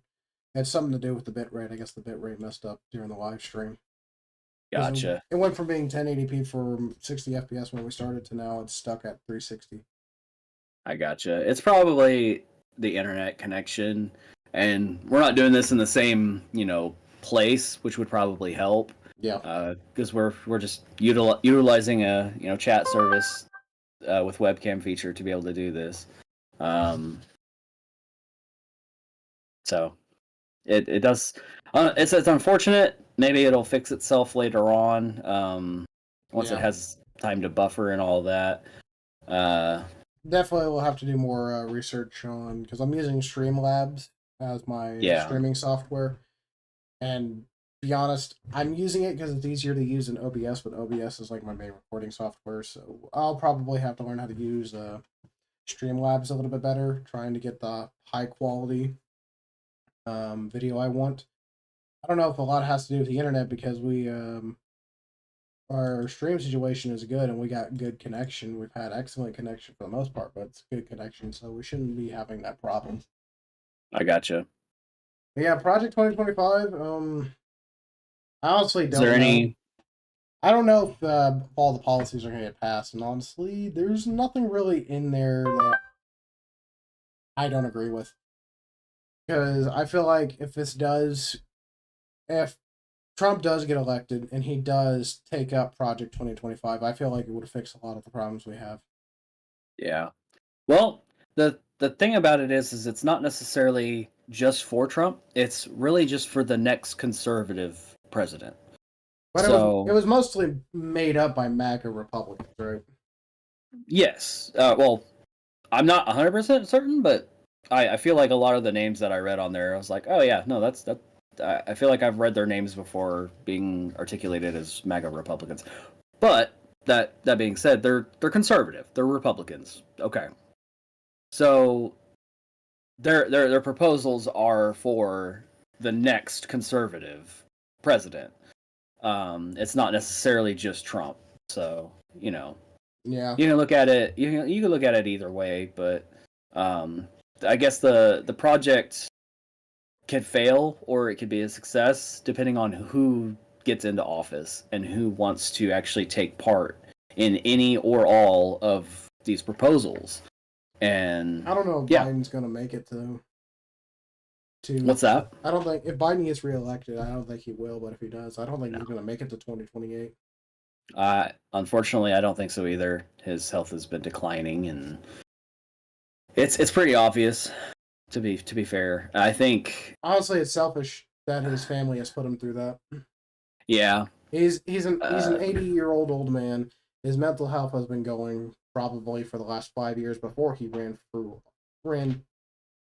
to office. And as somebody, my great grandfather had Alzheimer's, and it deteriorated him, and it was obvious. And I couldn't imagine making my great grandfather run for presidential office.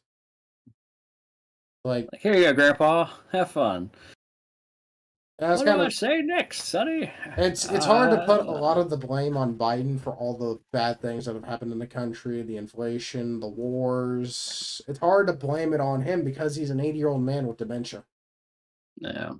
So it's kind of hard to put it all on him. You can't say he has dementia. It hasn't been proven, but he sure has a lot of the characteristics of somebody that does. But yeah. No, I get it. The one thing I don't get with a lot of people are tired of the two-party system. Yeah, and I agree. What frustrates me is independents. They probably frustrate me more than either Republican or Democrats, because they claim to be independent, but they don't vote for anybody independent. They don't. They vote either Democrat or Republican. They don't vote for their own party. Yet they claim they're independent, because we have an independent party. RFK is running as an independent because the Democrats basically screwed him over. Right. I think he was at he left the Democratic Party to run as a independent. I think it was at like 25% in the polls, and Democrats basically silenced him. Yeah. So now he's running as an independent. But it frustrates me when independents don't vote for independent people running for office. It's either Republican or Democrat. And that frustrates me because I am tired of the two-party system. Yeah. Well, I think a lot of it has to do with how certain states have their voting set up. It's like independent voting. Each state has its own rule. Excuse me. And in regards to voting as an independent, because if I wasn't Republican, I probably would be independent because I like a lot of what their initial ideas were, and I like again, I'm not super political, and I don't really like politics, so I feel like I am kind of centrist in a way.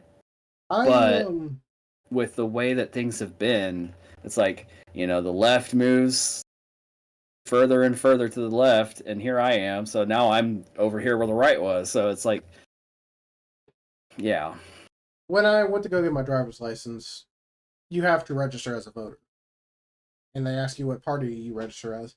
Now here's the deal. Before I did this, and everybody needs to do this, before you register yourself to a party, whether it be Democrat, Independent, Republican, for the love of God, research the party. Yeah. Find out when the party started, all the presidents we've had in between, all the policies and the directions they moved in. Because I did that first before I ever did. And Yeah. I would have gone with independent, but independents don't get it fair. I can't even remember the last time we've had an independent president, let alone an independent politician. I don't know if we've ever had an independent president. Well, George Washington, the very first president of the United States, was an independent. Was he? Yeah. Okay. I really hope it hasn't been that long. A long time ago. Well, almost 300 years. Okay. Yeah. Well, but I mean, it's just, I can't align myself with the Democratic Party. I am Republican. I see myself I'm somewhere in the middle between open-mindedness and conservative, because I do believe we need traditional conservative values. But we also have to be open-minded. We can't be closed-minded about a lot of situations. And I feel like true conservatives is hurting the Republican Party. Like, have you seen the whole Kentucky situation? Oh gosh, no. Kentucky, a very red conservative state, voted for Democrat because of one issue, abortion. Oh, you know what? I did hear about that, and I was just like, that's weird, but okay. I am pro-life. I don't believe in abortion unless it's in risk to the mother's health. If the mother is going to die if she continues with the pregnancy, then I feel like abortion is needed. That's the only time I think it's okay. Like, here's the deal. It's not my job to push my opinions and my agenda. It's my job to speak for the people as a politician. And none of the conservative politicians are doing that. They're sticking true to their conservative beliefs, and that's why we need to be more open-minded about it. Yes, am I going to hate doing that in the long run? Yes. Yeah. But at the same time, what's better, having more of my constituents in here so we can get policies and everything else that would better the American people, or constantly lose because we don't agree on one issue? Right. Well, and that has been a problem for a long time. Like when Roe versus Wade got overturned, I'm glad, because it gave that power back to the states, how it should have belonged. Yeah. The states should decide. Yeah, it should be a state by state issue and not a federal issue. If you don't like the state that you're in because of their policies, move to a state that has policies that align with your beliefs. And, I think that should be, and it should be accessible. It shouldn't be like an impossibility. Like, well, I can't move. I can't afford to move. Like, you should be able to afford to. Like, you may not be able to. I get that, but I'm saying it should be a possibility. Like, I don't like what's going on here in this state, so I should be able to move to this state where they have policies that Exactly. align with my beliefs and stuff like that. But unfortunately nowadays it's not always possible. Is it doable? 100% it is doable. I don't care if you have to pack up with the shirt off your back or on your back and that's all you've got. No one's forcing you to stay. You can go. Yeah, no one's forcing you to stay. That's what I hate about some people sure, like certain felons can't leave the state, but that's what I hate most about people who say they hate America. Then leave. Just leave. No one's asking you to stay. There are a lot of other countries that you can go to. You don't have to stay in America. But no one ever puts their money where their mouth is. And nobody seems to give an answer on that. Okay, if you hate America so bad, and you know nothing's going to change, the country's not going to approve or push your opinions or ideas, why not leave? Why not go to a country that's going to match it? Right. Yeah, if you want to be a part of a communist country, go live in a communist country. But that's not what they want. They want to come and spread it because it's an idea. And same with other, ideologues or ideologies. It's the same way. It's like, well, we want to go somewhere and spread it. So we're going to go here and tell you how bad you are while telling you should be this way instead. And I mean, that's the only way that ideology will survive. But, it's not the best thing to happen. Yeah. But we do have freedom of speech here, so that is it's allowed, 100%. There's things that freedom of speech should not cover, such as calling for genocide or, calling for acts of violence. That's unacceptable. Sorry. Like, if you want to get on a soapbox out and say it, you can. There's going to be consequences to that, though, because, it's unacceptable behavior. Because you're calling for something to happen or to be done. And it's yeah. I'm just gonna repeat myself. But yeah, it's just I also feel like people are really sensitive to words nowadays. Honestly, this is going to be an unpopular thing to talk about, but words only have power if you let them have power. 100%. 100%. Guys, free speech and hate speech are the same. Freedom of speech is the right to say what you want. Are there consequences behind that? Possibly. But should you have the right to say whatever you want? Absolutely. It's in our democracy. It's in our Constitution. It's freedom of speech. It's what the forefathers wanted. They didn't want anybody to be oppressed. They didn't want people not saying certain things. They wanted everybody to have the right to say what they want. And I'm guilty being sensitive of speech, because I remember back in my TikTok days, I got onto a live stream, and I had a friend who was it's weird, he was a gay African migrant. Okay. And obviously somebody who just said, oh, I'm Republican and I believe conservative ideas is like, that's not part of the agenda. Okay, that's not possible. But yes, I did have a friend. We lost touch, unfortunately, and I was in one of his live streams, and I was boosting up his live stream. And then it went a little bit political, and then I told him, yeah, I was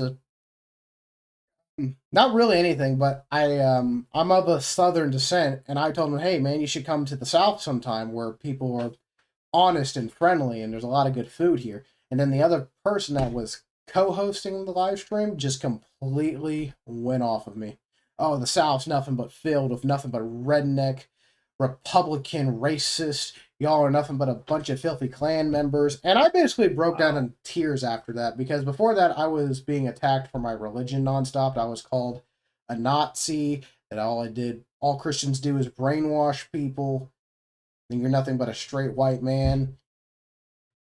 It's a lot of bad things were happening, and it basically broke me down into tears, because I don't know why everyone hates me for just me being me.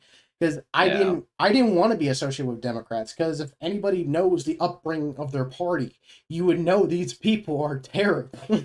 I don't think Democratic people are bad people, but the party itself is bad. Okay, the pro-slavery party, the pro-segregation party, the pro-Jim Crow. I get what you're saying. I wouldn't say the whole party is bad, because I know several Democrats that they don't always agree with everything that their party is doing. In fact, there's been several that have jumped ship and moved to being a Republican or being independent because they're just like, these people are nuts. They're going too far. Extreme is the best word I know how to describe it.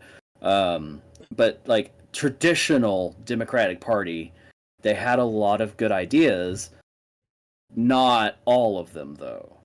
So I want to be clear with that because I'm not pro-slavery. I'm not, I have any of that. A good chunk of my family are Democrat, but I to this day I still think the Democrat is the racist party because I don't know the name of the guy, but it was during like the 1950s or 60s. Basically, the final act to prevent blacks from having the right to vote failed. Yeah. And he basically came up on stage. I don't remember his name. But he basically said if these N-words are going to vote, then these N-words are going to vote Democrat for the next 200 years. Because... Yeah. And he was right to a certain extent because the Democrat Party knows that they can't force pro-slavery or pro-segregation now. So what they do is they manipulate people. That's why so many people have 100%. this victim mentality, right? It's like, oh yeah, white man bad.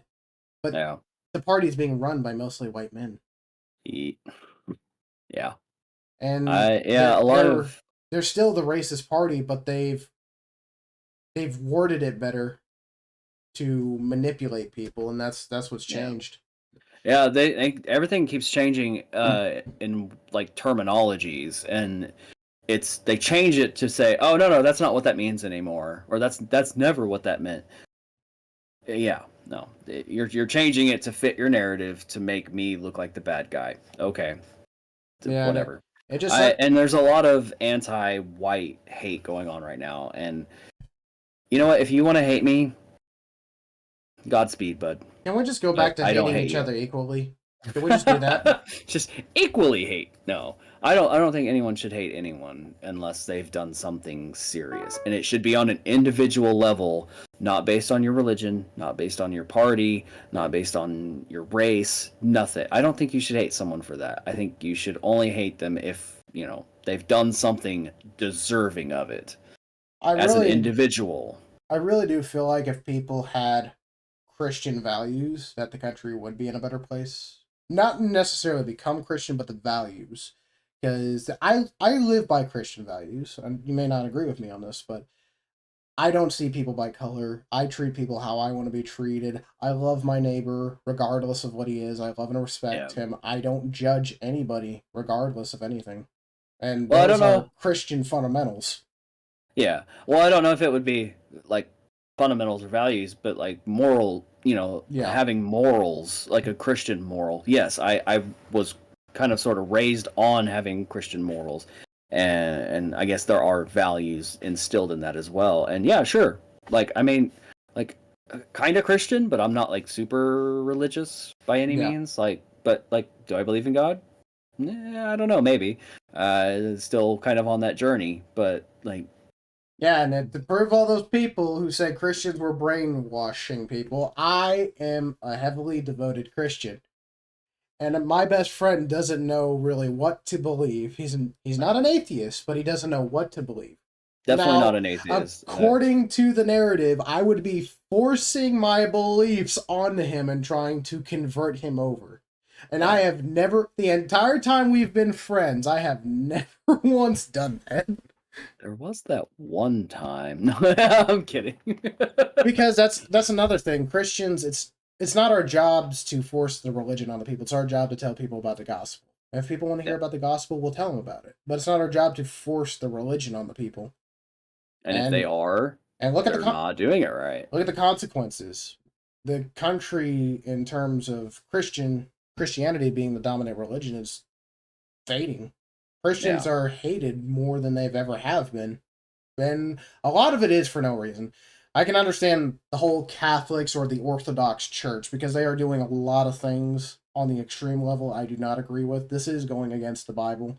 This is going against God's teachings, but they don't care because they're just as guilty as pushing a narrative. It's why it feels like it's so hard to be Christian because you get grouped into these other groups that are pushing these extreme things, and that's not what it's about.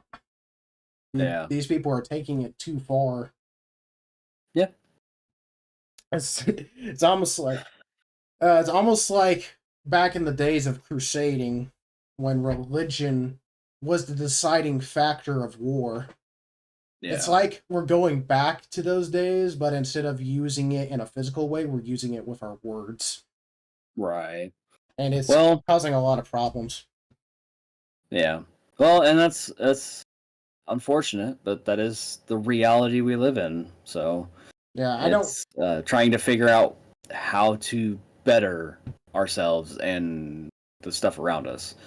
Um, and not just for our individual selves, but for all of humanity. We should be focusing on how to make life better and how to live with each other, because we're stuck on this rock together. And instead of trying to win against the other person, it should be like, hey, how can we coexist with each other? And I don't mean that in the weird way. Like, I'm talking about, like, we should be able to live together on this rock comfortably without having to fight each other.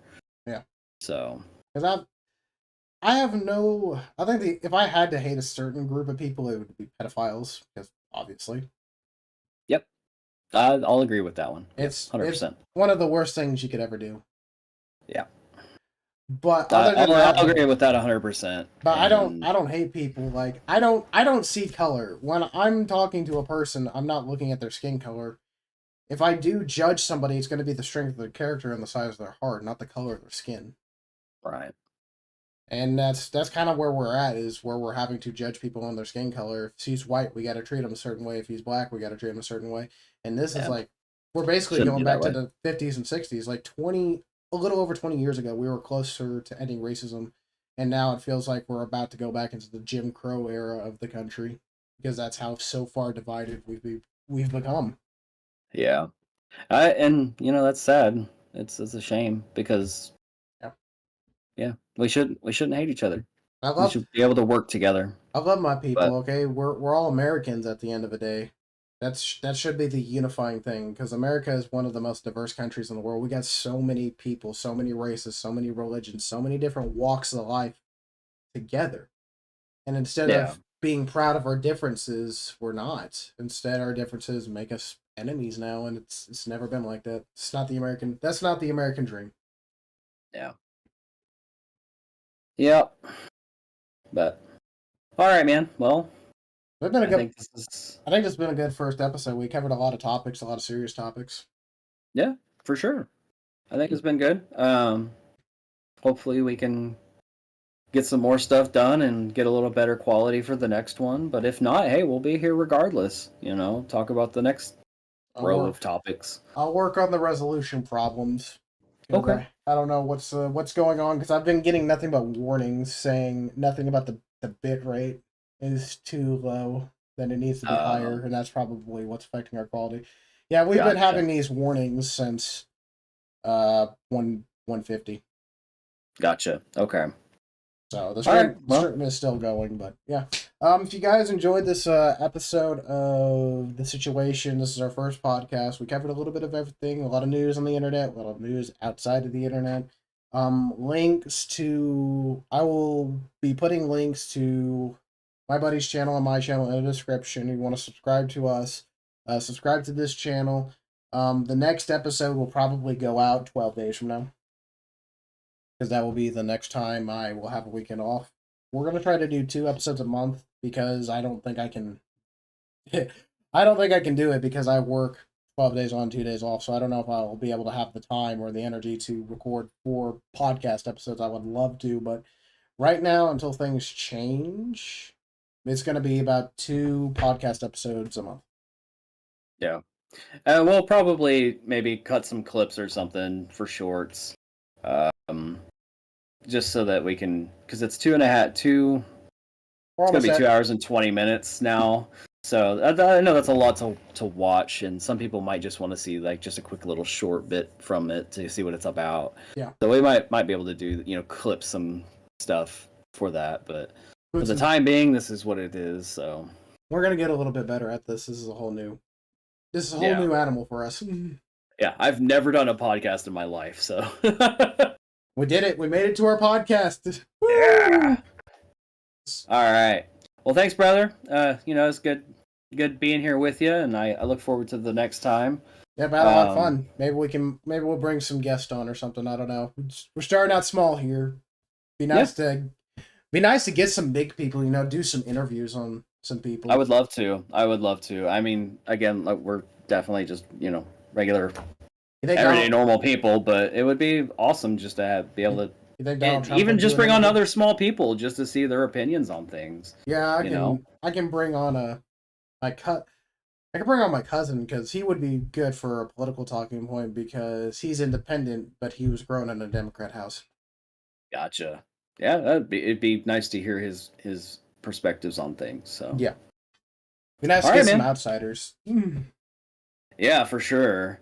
But all right, man. Well, thank you so much, and for everybody who does decide to watch, thank you guys for tuning in and listening. If you didn't make the live, the video will be up for you to watch. Let us know down in the comments, what you'd like to hear us talk about, or if you have anything in particular that you would like us to discuss, or if you want to talk to us, leave a comment. We'll try to get back to you. So that's pretty much it. We're not afraid of discussing the situation. Not at all. We are the situation. We love y'all. Like, comment, subscribe, hit that post notification bell, links to our channels, and we'll try to work on getting a Twitter to kind of spread it out a little bit more. Maybe we might get a Discord channel designated for the podcast to help us bring up some talking points, because we want to know what you guys want to hear from us too.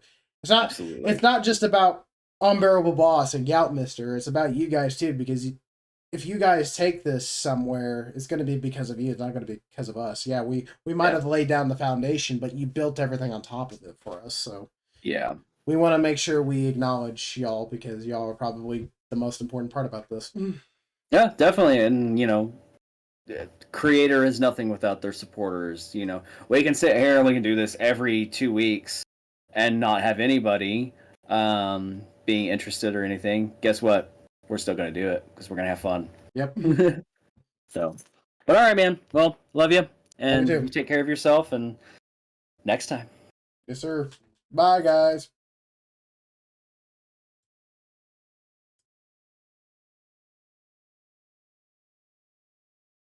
Did you end it? Just did. All right. Total watch time.